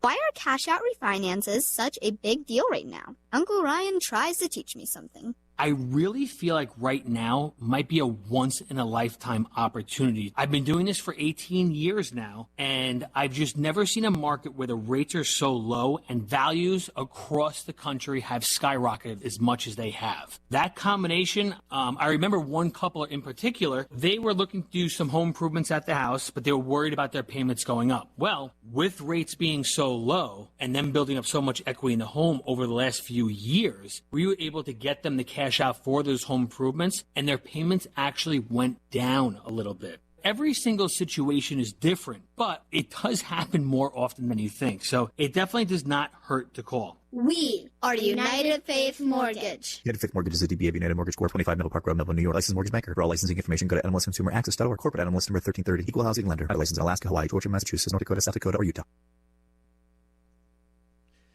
Germany is dealing with an aggressive fourth wave of COVID-19. The BBC's Jenny Hill in Berlin. Alarm bells have been ringing for days now as case numbers soar. Nearly 40,000 new infections were reported in the last 24 hours, a record high for Germany. Hospitals in some parts of the country report that they're getting close to capacity. And today, one of Germany's most well-known virologists issued a grim warning. Christian Drosten said that if nothing was done to mitigate the fourth wave, a further 100,000 people could die. Germany's health minister has blamed those who are not yet vaccinated for the current surge in cases. 16 million people over the age of 12 aren't immunized. The World Health Organization reports coronavirus deaths rose by 10% in Europe in the past week, making it the only world region where both COVID-19 cases and deaths are steadily increasing. News and analysis at townhall.com. Couple of recounts appear likely in tight Virginia House races. Days after Democrats conceded control of the Virginia House of Delegates to Republicans, they walked back that concession as two key races in which the GOP hold razor-thin leads appeared headed for recounts. As of Tuesday, vote counts show Republicans with 50 seats and holding slight leads in two additional seats that have still not been called by the media. Democrats have 47 seats and are leading in one other district that has not been called. In both districts where Republicans are leading, the margin is under 0.5%, which allows candidates to request state-funded recounts. Bernie Bennett, Washington. Britain's Prince Harry sharply attacking the failure of social media companies to challenge hate online, revealing that he warned Twitter's chief executive ahead of the U.S. Capitol riot that the site was being used to foment political unrest. And on Wall Street, the Dow down 34 points. More on these stories at townhall.com.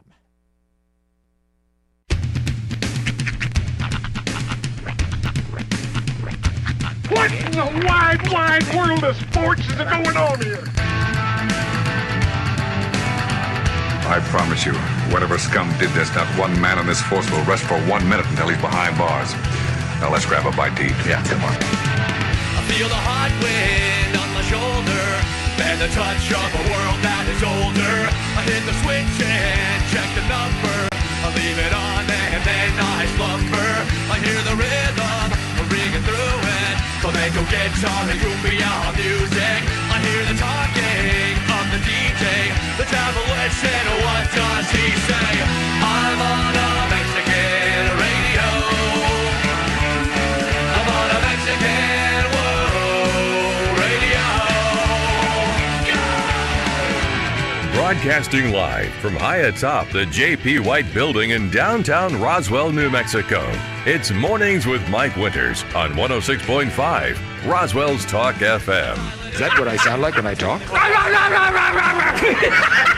Now, here's your host, Mike Winters.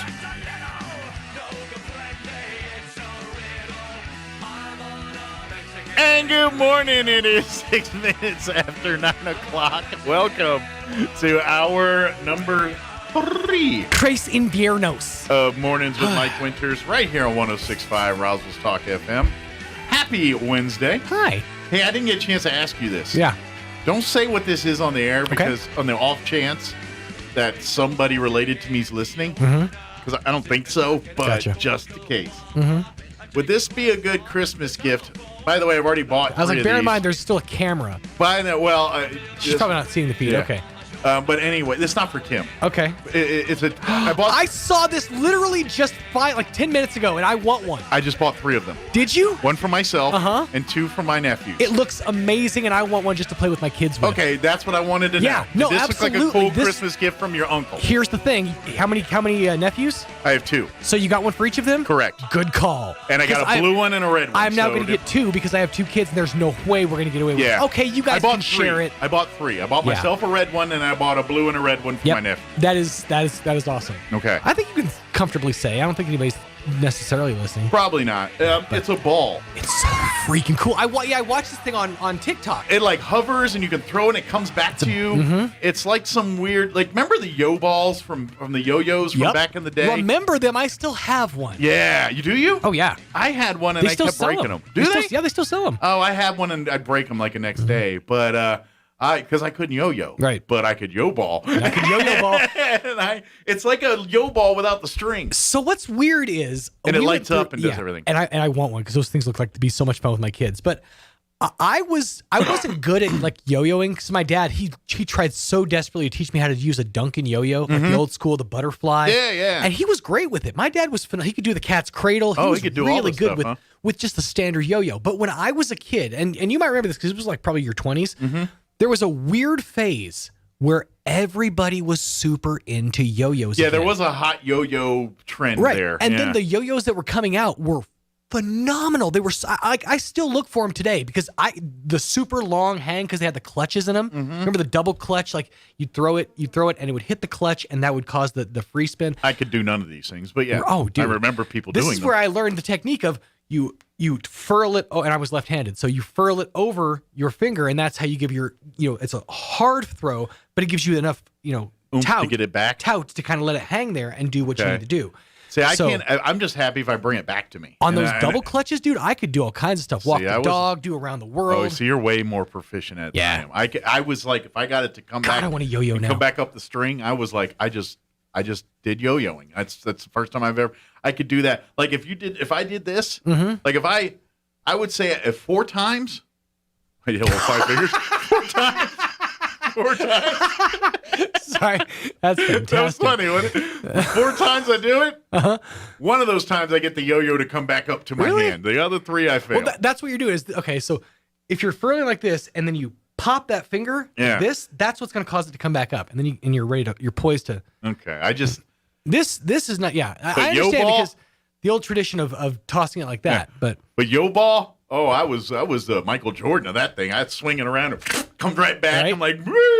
But then when you swing it too far, you break it. It will break, and that's what I did usually to them. But it's a good solid 10-pound test. I'd call it 10-pound test line. Of course, the best thing to do with it was pop your brother in the back of the head with it. When you you could put an eye or some teeth out with those things. That's what you do in the back of the head. That's what you do. Back just cause I'm not a savage. Back of the head. Nice concussion. That's all. He's hard-headed. It's long term. It's fine. They won't find that for years, and I'll be way gone by that point. It was the 80s. You could beat up your brothers then. What was crazy was you could go to any store, like any store. I distinctly remember going to an Alco, Alco kids, and buying a double clutch yo-yo because that was like, I had seen it there. Okay. And to this day, I can't find them again. You can find them online, I'm sure, but all you see in like the stores is like the old school Duncans again. Okay. It's hard. You're hard pressed to find a double, like one of the clutch yo-yos with the extra. They went out of vogue for a while, but I would love to get my hands on one of those. I bet you could go online to like Duncan's website and order one. See, but I don't want a Duncan. Duncan's that's like a pro. That's like a pro's yo-yo. That's like my dad's. Who else makes yo-yos? Well, that's what I'm saying is for a while everybody did, but they weren't like it wasn't a Duncan because I think Duncan like ventured away from the whole clutch idea. Oh, okay. The idea of the clutch is because I would always hurl my yo-yos down, it would cause an instant pop back up. So I wouldn't have enough hang time to do any tricks because I was trying to get it to sleep. All right. So with the clutch, it softened that blow as soon as it got to the end. I feel like a weirdo. It softened that blow when it got to the end of the line, and it allowed it to free spin for longer, allowing for more trick time. That I ain't gonna lie, this is the most engineering yo-yo conversation I've ever had. I've never had a conversation. See it in my head working. And I used to do these things like if you like loosened it a little bit, you could actually get even more hang time if you like loosened up the clutch. So you like tweaked the yo-yo for better. If you did it too much, the side would just end up rolling off. Because like if you did it too much and then it through vibration it just rattled the screw loose or whatever. Yeah, you lose your yo-yo that way. Yeah. So it was a real finesse. So people who are my age, they remember this. So now I gotta ask: are there like yo-yo enthusiasts? That, like have yo-yos like people have golf clubs or pool cues, or like they're like, this is my yo-yo for these tricks. Sir? Like, they got designated yo-yos for designated yo-yo scenarios. I direct your attention to any elementary/middle school drug-free week assembly. See, because I guarantee at least three of those around the country. Call back. At least 3 of those around the country right now have a dude with like 6 yo-yos and a bandolier, and he's like, ding, ding, ding, ding, ding, ding, ding, ding. Well, now, if you got a bandolier for yo-yos, that's more respectful. That's what I'm saying. He's like the John Popper of yo-yos, this dude. See, I don't want to see like Balls of Fury. When they go in and he's got like his ping pong paddle case. Right. And it's like, oh, there's a glow. I don't want to see yo-yos like that. Now, if it's on a bandolier, I will respect you. Right. But if it's in a ping pong You gotta paddle like case take it and apart, open like it up, put it together. you're a rube. Okay, now you brought, I think it was you that brought this up the other day, and I'm fascinated by this because I've said this for years. If you could think of any like game that you played with your friends as a kid, chances are right now there's a magazine devoted to that as a professional sport. And I bring this up because Mike brought into my office the other day. Yeah. Professional, the only way I can describe it is professional keepy-uppy. That was a game my brother and I played in the living room anytime we scored a balloon, pretty much. Exactly. If you've ever owned a balloon, you've played this game called Keepy-Uppy. It's where you and a friend do everything you can to make sure the balloon doesn't touch the ground. Apparently, somewhere in the world, I don't even want to say this country, but somewhere in the world, there is a professional league of keepy-uppy players. Yeah. I don't even know what it's called, really. And it was the video he showed. It's like these two, and they looked Asian. Yeah. They looked like there was Korea or it was somewhere in Asia. It's like a street course. Yeah, they got like a car and couches and lamps, and they got to go around this whole like room of stuff, to keep bouncing the balloon around, and it's a pretty good sized room. I'd say it's about the size of maybe it looked like intense. half a basketball court, maybe. It combined like concepts of parkour and tennis because you were having to shift. And they're like leaping over the hoods of the car. And it's not an easy sport, but just the thought of this is actually a sport. Yeah. Same thing. They made a whole series out of The Floor is Lava. Yeah. I mean, that's a whole game show now. Yeah. You know, but it's like when then you look at Squid Game. Of course, then again, you haven't watched Squid Game yet. Not yet. I have not broken into that. I need to. Would you please? Okay. Well, I've got so much stuff right now. I know. I'm into Goliath. That's what happened. I got into this show Goliath on Prime, and now I'm like halfway through the second season of 4 seasons, and I'm getting into it more. But I'm learning. The first season of Goliath is different than it's a different story altogether. And now I'm wondering, like, I'm about ready to wrap up season 2. Am I going to get to season 3 and it's a whole nother story altogether? Kind of like that HBO, like an anthology style series. Yeah, what was the Fargo, one? like Fargo kind of. Yeah, but it's more closer to that one with the murders, like on American HBO. Crimes.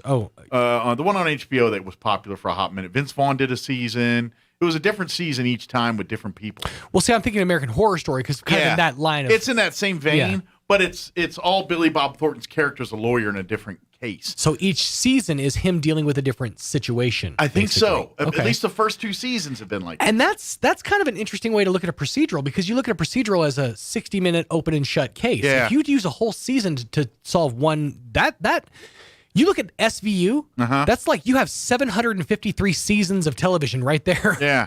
Well, and I think, and maybe that's how, because like the first season, he's like, the premise of the show is Billy Bob Thornton is an attorney. He was a big shot attorney with this highfalutin law firm. Him and the guy, the partners, they started this law firm, and they're like a big time, highfalutin $1 billion law firm.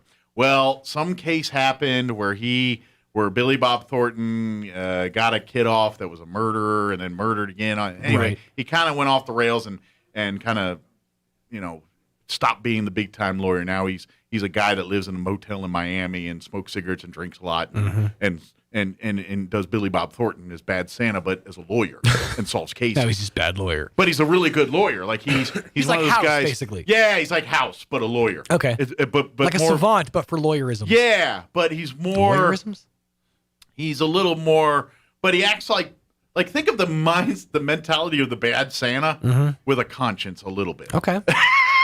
Because he has a daughter and kids, and at the end of the day, he's fighting cases that are the man. It's him taking on the man. Almost like a Dexter style, kind of like where he's doing things, he's doing wrong things, but he's doing it for the right reasons. Well, like the first season, he's dealing with the former he's dealing with a court case that the company that he that started and founded was representing this big defense contractor that created some kind of illegal gas and killed some people, and they tried to cover up as a suicide. And Billy Bob Thornton comes in to crack the code here, Right. And so that's the first season of all that. And I was like, well, gee, at the end of the season, everyone's either dead or accounted for. And I was like, wonder what's next season. It's like they tail into that. So you meet the characters in the first season, but now his staff, his team, they show up in the second season.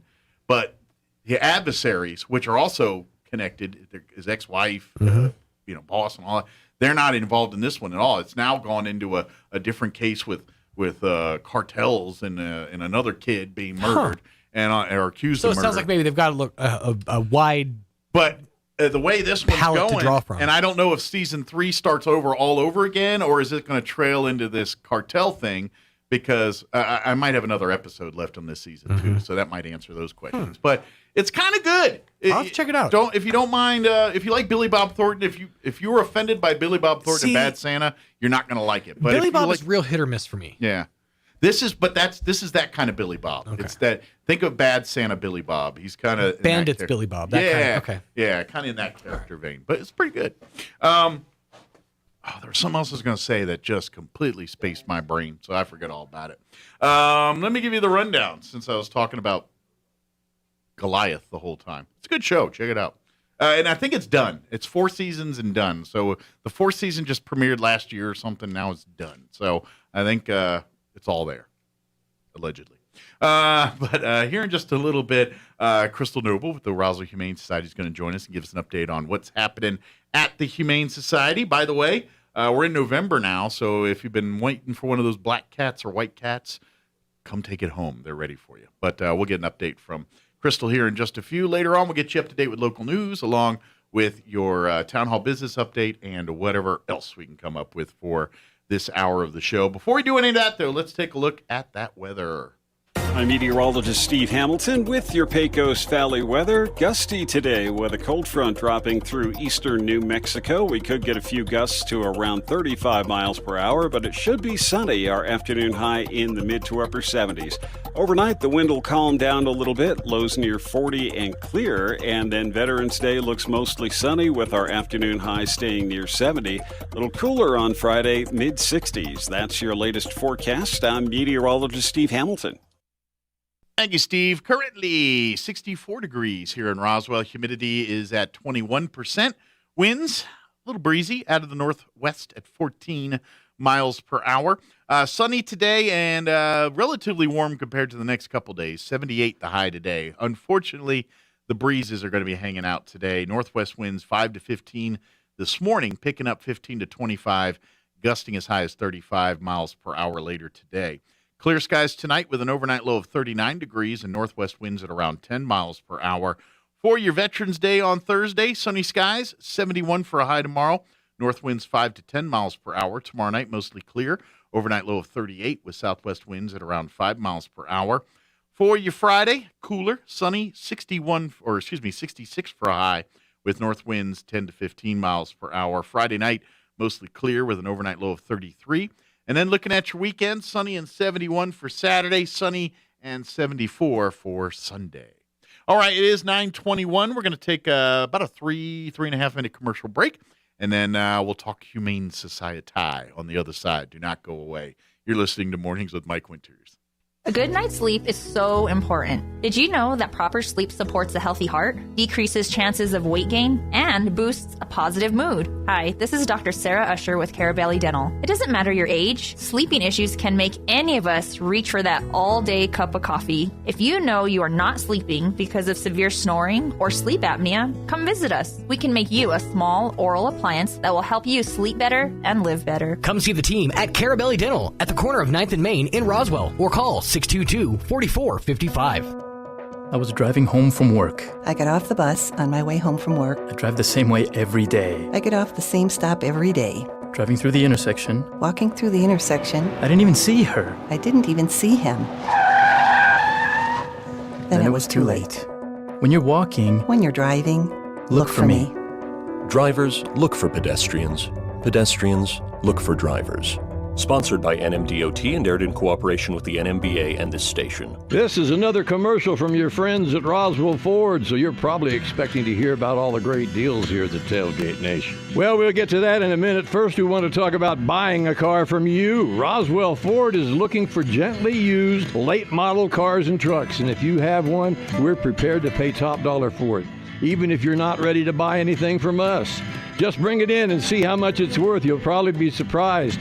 And if you are looking to trade up, Roswell Ford has 27 trucks, 30 SUVs, 22 cars, the largest pre-owned selection in southeastern New Mexico, like a Jeep Cherokee for just $10,900, a Ford Escape for just $11,900, and a Jeep Patriot for only $16,400, a Ford F-150 Super Crew XLT, just $19,900. And Roswell Ford backs each one with a 3-day money-back guarantee, so you won't be second-guessing yourself. Buying or selling, you can't go wrong when you're doing business with the Tailgate Nation. Roswell Ford. Wait for it. It's coming.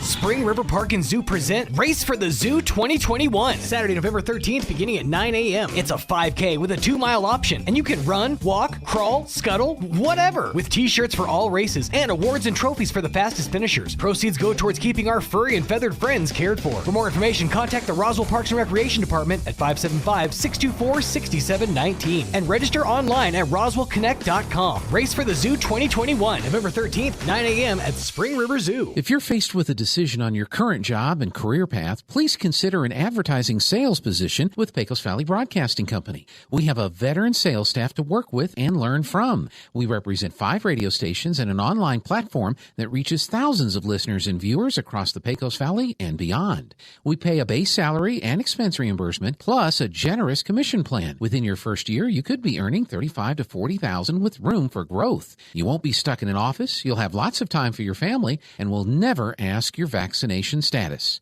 If you're interested, email jobs@pvbcradio.com and ask to speak with Vice President and General Sales Manager Thomas Beard today. Pecos Valley Broadcasting Company is an equal opportunity employer.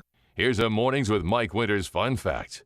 The U.S. Treasury once considered producing donut-shaped coins. They instead decided to go with coin-shaped donuts. Here's Mike Winters. And good morning. It is 24 minutes after 9 o'clock. And joining us in studio this morning from the Roswell Humane Society, Crystal Noble back with us. Good morning. Good morning. Well, how are things? How's life at the Humane Society today? Quarantine is lifted. Good. Dogs are back up for adoption. So Things can go back to normal, hopefully, and stay. Good. So if you're looking to bring a lovely dog into your home as part of your family, the Humane Society would love for you to come visit. We are open. And the black cat's adoption has been lifted, so that's, back up. Good so deal. we're good. And you had a few cats that kind of met those qualifications that were... We didn't have any solid white cats, but we did have a few solid black. Okay. So the ones that have not been adopted yet, they're there. If you've been eyeballing some of those or any of the cats, they all need homes. So come visit. Yeah. We have a senior black cat, which we're trying to find her forever home. Okay. She's well over 10 years old. Set in her ways. Set in her ways, has no teeth, don't know what happened to her owner. She was found as a stray. She's got her personality. She's very sweet, very affectionate. She's solid black. Does she get along with other cats? We keep her separate. Okay. Because we still don't know what all she was exposed to. Okay. But she's She's sweet. She's already spayed. Okay. So she just needs a good home. That might be a good one of those senior matches we talk about sometimes. Right. You know, if you got an elderly family member who's looking for a pet, but you don't want to get him a young puppy or young kitten. Yeah, because the maintenance will probably be relatively low. Of course, there might be some veterinary, visits that'll be more in the line with this cat. The funny thing about this cat is she likes water. Really? Yeah, she likes to play in her water bowl. Okay. She likes to splash her water. So if you put her like in a sink and with running water, she probably would get a kick out of that. Okay. She's a hoot. So that'd be fun. So if you like, and then we bathing named cats, her, Sophia, after the eldest in the Golden Girls. So that's what she reminded you of? Yes. Kind of a Sophia attitude. Uh-huh. I like funny. it. So this cat needs a home. She does. You can see her on, of course, if you want to go online, go to roswellhumane.org. You can see every single pet that's at the shelter right now, calling it home. And then if you see a not available by it, that means that pet is in quarantine for whatever reason. Doesn't mean it's been adopted already. It's either waiting on vaccines or just came and has a 2-week quarantine period, or it's a kitten or puppy that's not made weight yet and is not, because that's to weigh a certain, 2 pounds? 2.2 pounds. 2.2 pounds is the magic number to, once they are of that weight, then they are healthy enough to be adopted out. So. Yeah, they're healthy enough to go under the anesthesia. Yes. Yeah, exactly, because no pet enters your home from the Humane Society without first being spayed or neutered. So when you adopt a pet from the Humane Society, and if it's not already spayed or neutered, like, for instance, our friend here has already been spayed, so she doesn't have to go through that. You might want to get her chipped and all that. But yeah, she'll have to be microchipped and receive a rabies vaccination before going home. And it's just a good idea. Anytime you adopt a pet, take her to your vet for a just to look over, so you can establish a history there. If you're like me, like I've had pets, my wife and I've had pets of one way, shape, or form as long as we've been married, and we take the pets to the same veterinarian for the last 20 years and all of that. So whenever we get a new pet, it's like, hey, we got a new kitty, come meet her, and then he goes and then when we bring her by, as needed for her other veterinary things and stuff like that. But we establish that history, and it's I will tell you, when it comes to diagnosing problems with your pet, it's so much easier when you have that history and your vet knows, oh, well, remember a year ago she was having this problem. Well, this might be related to that or not. And when you have that consistency, it does help. So that's my recommendation, especially when you find a vet you like and then make that your vet, and kind of use it for everything.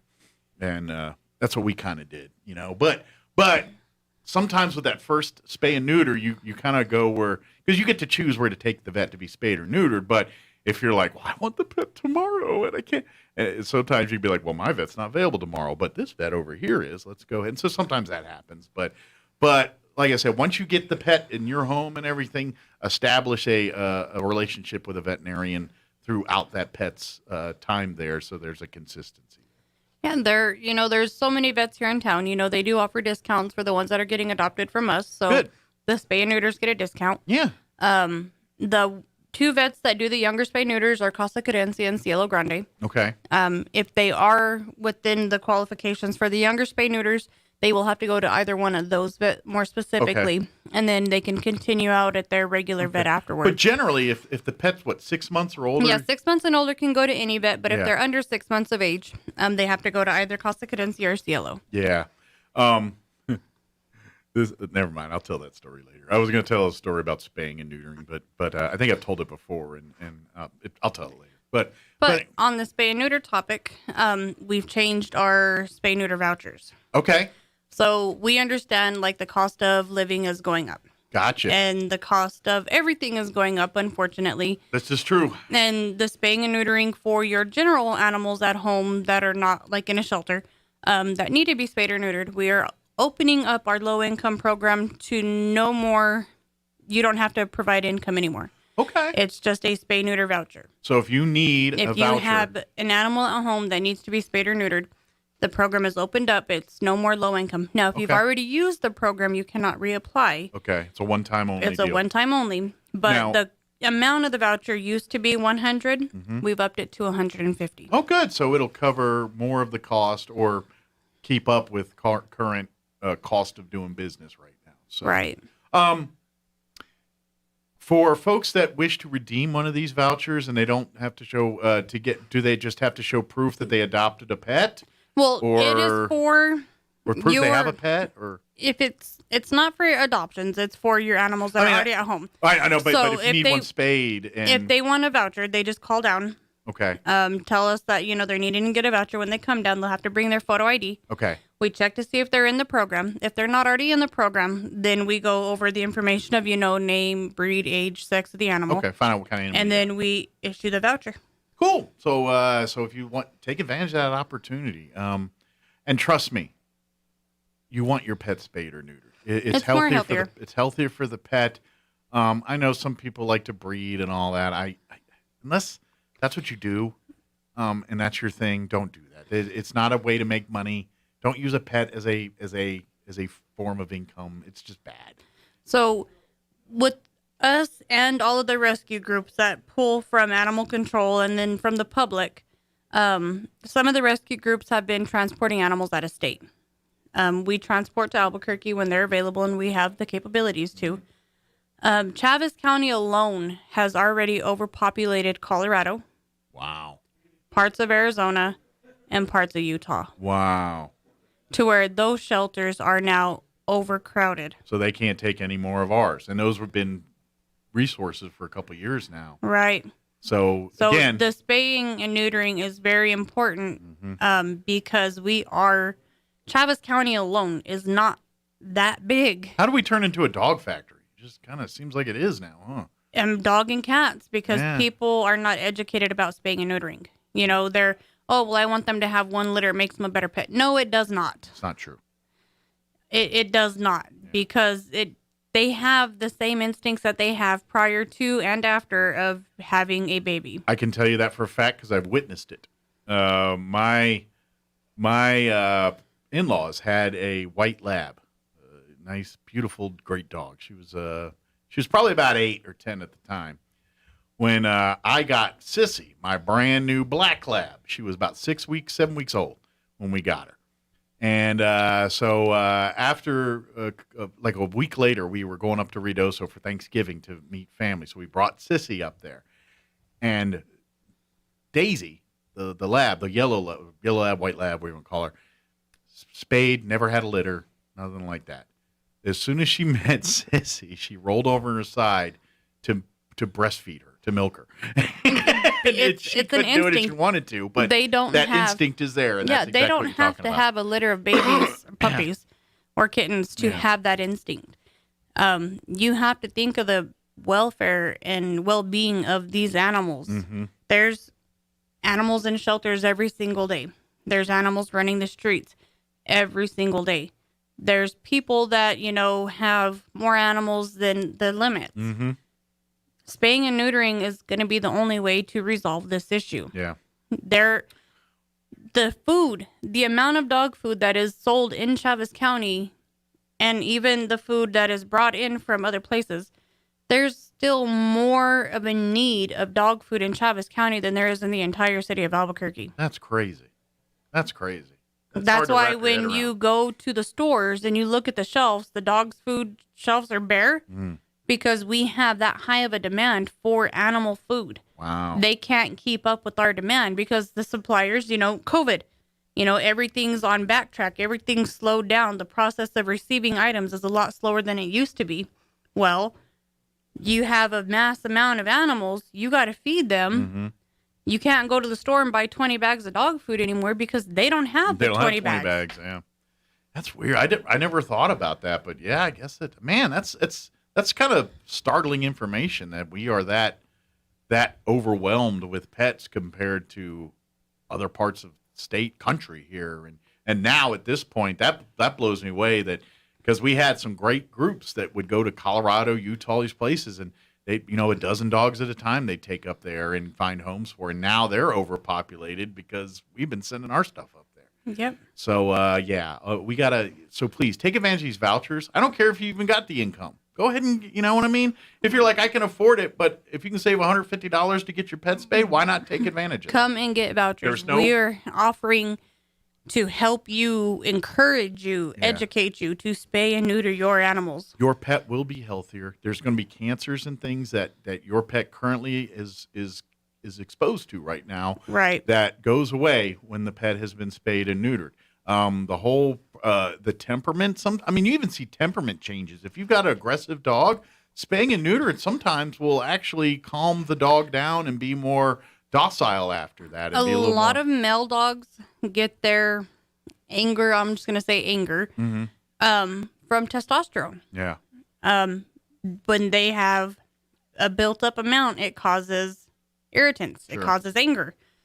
Dogs are not like humans. They can't help relieve themselves. Sure. And dogs are just like humans. They have to release or it causes medical issues. Got you. So spaying and neutering eliminates that. Mm-hmm. And with the female, there's an infection that female dogs get in their uterus called pyometra. And by the time you see signs of it, your dog is on the verge of dying because her uterus is on the verge of erupting. Wow. And you won't know anything until she starts to leak a little bit of pus out of her vulva. And by that time, it's too late, or? It's almost too late. You've got to rush her to the vet. We had the miniature bulldog or miniature pit that came in. Guy found her as a stray, brought her down, no microchip. It looked like she was going into heat, and then she started with a little bit of pus, took her to the vet. When they picked her up to examine her, her uterus ruptured. They had to rush her in for emergency surgery because her uterus had exploded just from them simply picking her up. That's how infected it was. Oh, man. That's rough. And if that dog was spayed, none of that wouldn't have been an issue. No. So please, consider it. Get your pet spayed and neutered. It's going to save you a lot of headache. Plus, if you have a female dog, every time you go in heat, you're going to have the entire neighborhood's dogs You're hanging going to out. have the entire Travis County dogs smelling. Yeah. A male dog can smell a female dog in heat from 5 miles away. Yeah. And the way our wind blows, it just whips it around all Roswell. Those dogs from Carlsbad will be like, well, hey, what's going on here? Hey, what's going on in Travis County? Eddie County's coming to see you. So please take advantage. Let's make this happen. That's because pets are the most wonderful thing you can have in your home. I love the fact that my household and everything, I'd be so different without the cats and the dogs and the pets, and it makes it great. But we got to be responsible. We've got to do about it. If your intention is anything other than bringing this pet into your home as part of your family, then maybe you don't need to adopt a pet.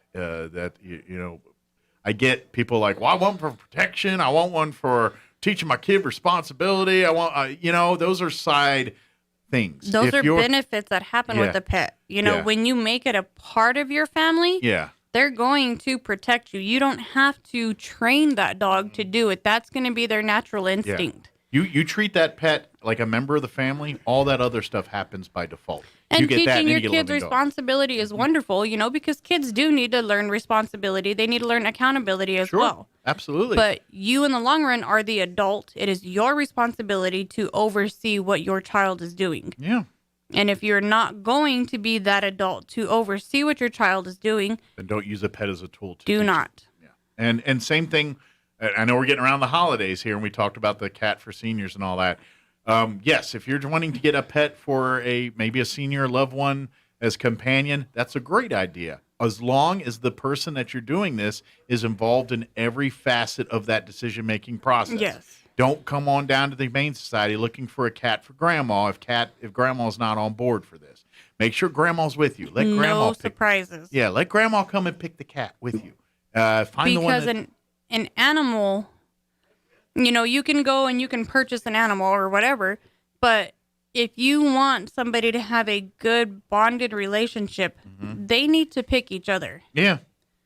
If, you have a family member who's lonely, and you bring up the idea, hey, what about a cat or what about a dog? Mm-hmm. If that's something they want to do, then by all means, if you want to pay for it, go ahead. But let them be the one to decide whether it's a cat, a dog, small dog, big dog, what they truly connect with. I will tell you, if you don't do that, odds are pretty good you're going to be taking care of that pet more than the person that you intended to. Or it's going to end up in a shelter. Or it's going to end up back in the shelter. Exactly. So Get that, and you know what? I know that y'all love the surprise of seeing the thing under the tree and the box of the holes in it. And everyone's like, "Ooh, a bed!"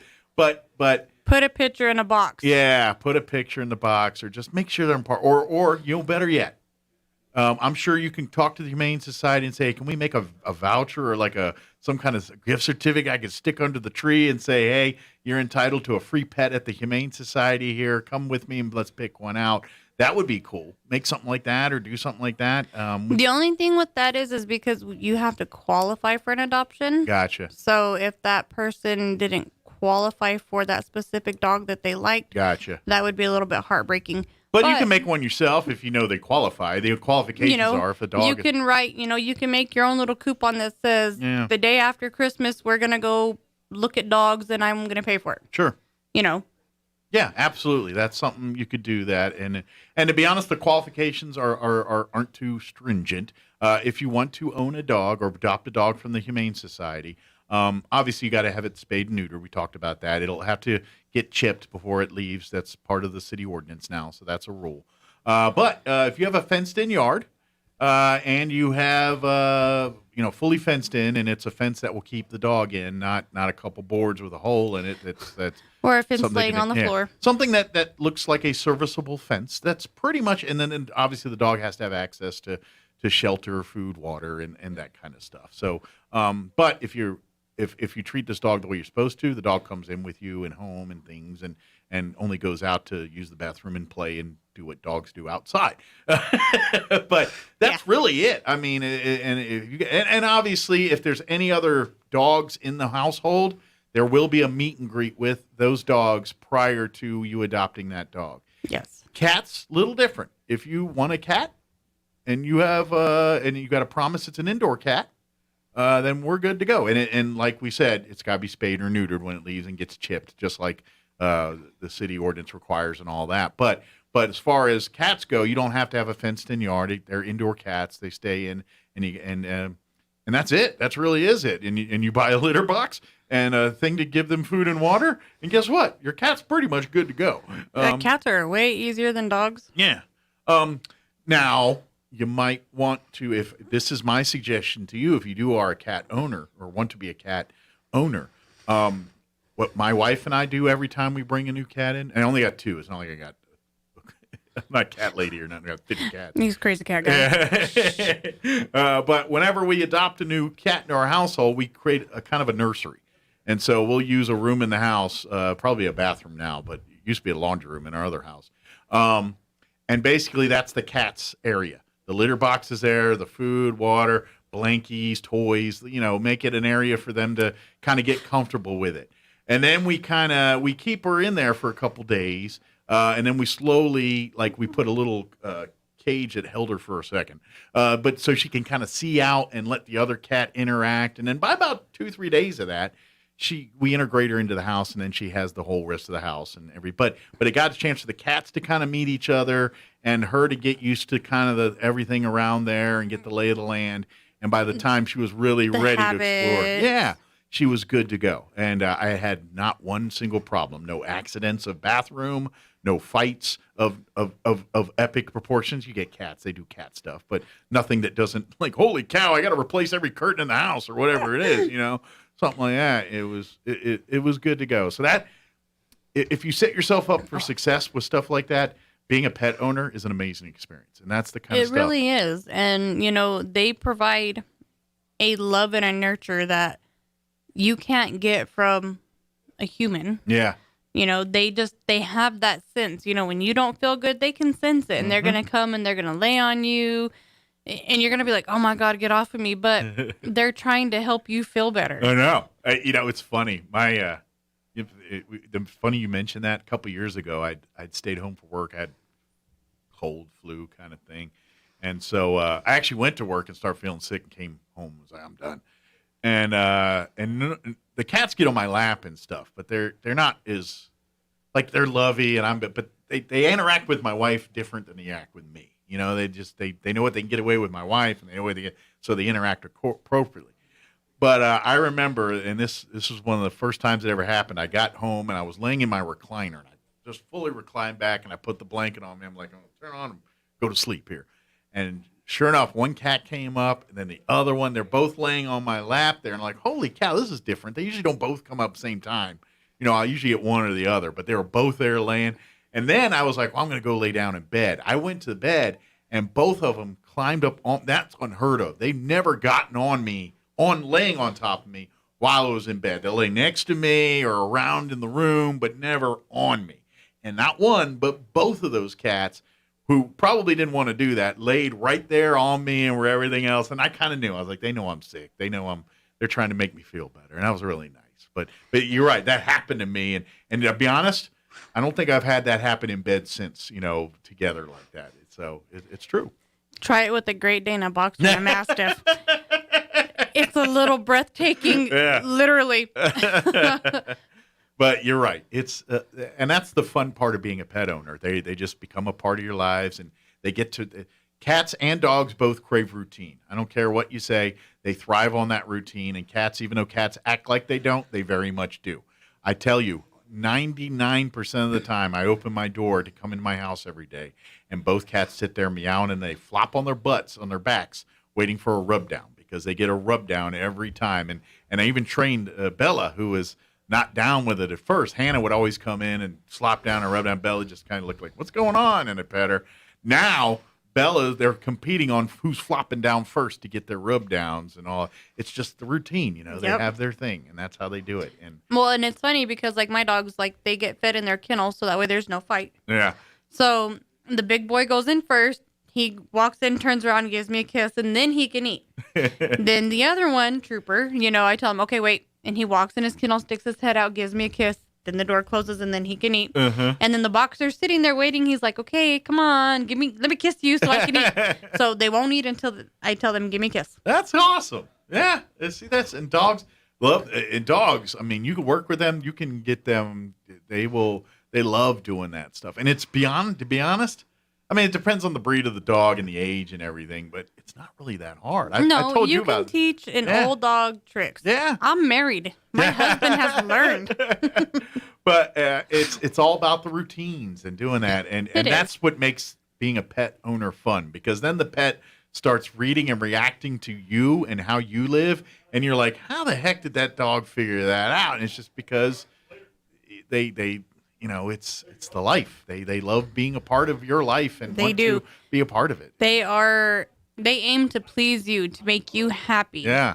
And if you treat them well, if you do all these things, and it's every single dog. I don't care if you got a pit bull or a whatever, Rottweiler, whatever dogs that everyone instantly says are evil dogs.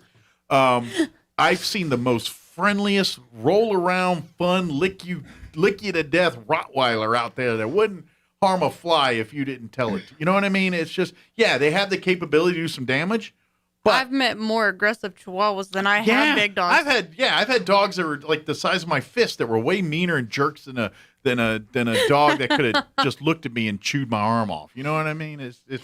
It's all about how you treat and own them, and it's funny because there's like a lot of these dogs that are larger that have an intimidating look. Yeah. And they're not aggressive, and I'll just walk in the kennel with them, and everybody's looking at me like, the Chihuahua, and I'm like, okay, wait, what is he doing? Where is he at? Okay, he's under the bed. Let me creep in there and lift the bed up from the side so he can't see me. Keep your head on a swivel. Yeah.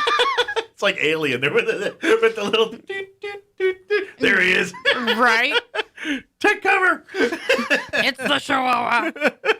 But any dog can be mean if they're taught to be. Sure. And it's just like any human. If you treat a human like garbage, odds are pretty good it's going to be doing. They're going to be mental, suicide bombers. Exactly. It's no different with your pets. They're going to treat you. Why do you always hear stuff like, "Oh, this dog's afraid of brooms"? You know why? Because somebody probably beat it with a broom, and every time it sees a broom, it associates a beating with it. That's why. I will laugh because our Boxer Toby. Yeah. This dog has probably only been spanked twice in his entire life, and it's never been with a rake. My husband can rake the yard, and he's perfectly fine. If I pick up the rake and start raking the yard, he attacks the rake and takes it away from me. I am not allowed to rake. That's weird. There's got to be something. Maybe a female did something bad to her with a rake? No, I think he's protecting me from the rake. Oh, he thinks the rake's bad for whatever reason. He thinks the rake is bad for me. Okay. So the second, if I grab the rake and I hold the rake, he could be all happy looking around, and then he sees me with the rake, and he runs up and he grabs it and he pulls it away. And then if my husband has it, he's like, oh, whatever. Don't get a splinter. Yeah, pretty much. He comes over and sits next to me, and he's like, let's watch the raking of the poo. I think he's just saying it. I think he's dictating chores. That's what That's what he's doing. He's dictating. Dad, she sweeps in the house. Yeah. You sweep outside. That's pretty good. He will not let me rake. That's funny. Even if it's just like a little 1 foot section, if I pick up the rake and start to rake, he will rip it out of my hands. That's funny. He's never done anything like that. That's weird. I'd love to figure out the logic going on there. That'd be kind of interesting. I don't know, but my husband could rake for hours, and he's like, you don't care. Whatever. I don't know. Maybe he's dictating what roles of who's doing what here. I just saw the time. Let's talk thrift store and everything. Yes. Yeah. So the thrift store, they had their huge Christmas for the Pet sale this past Saturday. Awesome. They did wonderful. They still have all of the Christmas out. Christmas is going to remain out, but the entire store is still decked out like Christmas. Okay. So today, all clothing, hanging baskets, whatever, is 50% off. Nice. They're trying to clear out clothes so they can bring in more Christmas stuff. All right. So to clear out, they're dropping prices big time. And so if you need clothing, hanging all that stuff. All of it. Socks, shorts, pants, shirts, jackets, any item of clothing is 50% off. Get ready for cold weather? Need to get a coat or a jacket or something? That's probably a great place to do it. They've got a lot of them. Yeah. The Christmas clothing, they've got Christmas dresses. They've got Christmas, the funny Christmas costumes, the suits with the gingerbread man. They've got those. They've got the ugly Christmas sweaters. Nice. So I'm sure there'll be a few of those Christmas parties. They have, parties coming the up. kids, like Christmas dress-up clothing for when you go out to dinners or church. Sure. They've got the really nice kids' clothes. They've got adult clothes all Christmas. Church clothes, and that's what you used to call them back in the day. Church clothes. Your Sunday's best. Yeah. They also have a lot of decorations, Christmas decorations, lights, Christmas trees, stockings, a ton of it. And then they have some brand new items that they had that were donated that they set aside for purchasing of gifts to give somebody. So if you want to do some brand new gifts for someone on your list, they got you covered, and it's probably 1/10 of the cost if you bought it new from some other place. And then they have dog sweaters and dog jackets that will, from small to large. So the weather's cooling off, and if you take your dogs on walks and it's a little breezy and chilly, we got dog sweaters and dog jackets, and they've even got dog Christmas sweaters out. All right. So you can start those arguments in your home, whether it's okay to dress a dog or not. Well, depending on the size of the dog, depends on how much it can be dressed. Yeah, I got you. Oh, man. Oh, all right. Another time. I don't have enough time. I got a story to tell. I got to ask, because we talked about it on the radio, and I got to ask.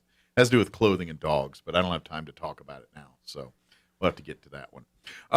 But yes, the thrift store has definitely got everything there. Come shop. Of course, is it Wednesday still is the new stuff day? Wednesday is new stuff day. So it's today, actually. Today. 10:30, right? 10 a.m. 10 a.m. They so open about 5 in minutes. 6 minutes. Yeah. So get on out. The line's already there, I'm sure. But once the line dies down, you can get in there and go and shop. Half off all clothing all today up until 4:30. Good deal. So get your clothing, get your Christmas decor, get some great brand new Christmas gifts at discounted prices. They got the special section of just brand new stuff that you can give as gifts or keep for yourself. There's no rule. But if you're wanting to get gifts, that's golden, because if you bought any of those items in a big box store or wherever it came from originally, you're going to pay 10 times what the sticker's going to say at the thrift store there. Right. And then don't forget, every single piece of items that are sold out of there, all the proceeds go back to the Humane Society to cover vet bills and cover light bills and water bills and cleaning products and all the things it takes to run the Humane Society. Right. Very good. As far as donations, real quick, anything you can use more of than others right now? Right now, the majority of what we need is like cleaning supplies: Pine Sol, bleach, Dawn, Clorox wipes, Lysol spray, just sanitizing stuff. Okay. Dish sponges. Okay. Rags to help wash down. I know you guys go through a lot of bleach and pine sol, right? Those are We two do. big ones. So you can never go wrong with that stuff. No, that's on any given day we use a lot of that. And they are still looking for an assistant to help out there. They had one, but didn't work out. So the position's back open here. Yes. Come call the Humane Society or come by if you're interested, and we'll set up an interview and all that good stuff. So it's minimum wage, which is what I don't even know what it is. $10.50 now. $10.50 an hour. And starting in January, it goes up. And it's a 40-hour week job. Yeah. And you're spending the day taking care of the pets, cleaning up the area of the stalls, tending to the needs of the pets, if they've got to be fed or taken care of or for veterinary stuff, whatever, you're going to be the person helping, making sure all that stuff happens. That's what you'll be doing. So if you love working with pets. Caretaker of animals. Yeah, if you love working with pets and stuff, they're willing to pay you to do it. So come on down and apply in person. Please. Good deal. Or call. What's the phone number? 622-8950 is the kennels. Okay. And the thrift store is 623-9210. Okay. If you're interested in the job, is it better to call the kennel or the thrift store? If they're interested in the job, it'd be better just to come down with a resume. Okay. Come face to face. Yeah. 703 East McGaffey. Very good. And of course, RoswellHumane.org is the website. You can become a member. Your dog, your kids, the family, your pet rock, everything can become a member.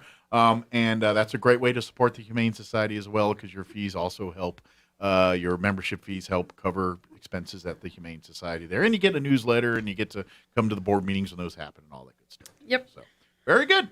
Well, thank you, ma'am. Thank you. Happy Thanksgiving if I don't see you before then. Yes. And have a safe Thanksgiving. Yes. And don't feed your dogs the turkey bones. Bad business. Yep. For the dogs.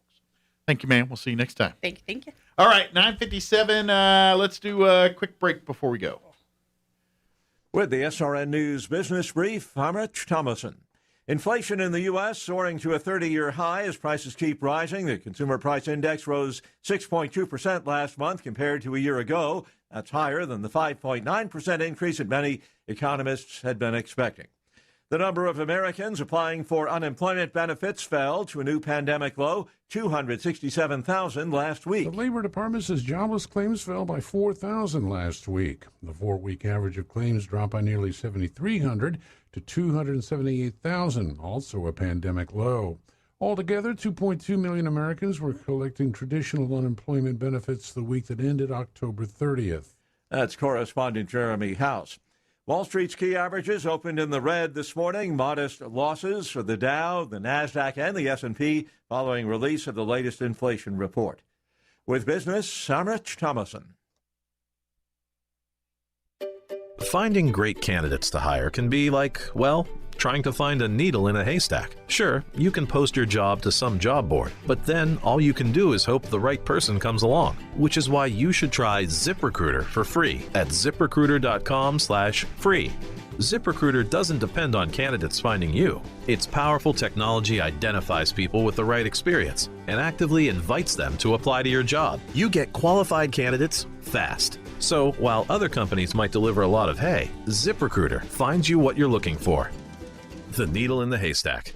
4 out of 5 employers who post a job on ZipRecruiter get a quality candidate through the site within the first day. ZipRecruiter, the smartest way to hire. And right now, you can try ZipRecruiter for free. That's right, free. Just go to this exclusive web address, ZipRecruiter.com/free. That's ZipRecruiter.com/free. ZipRecruiter.com/free.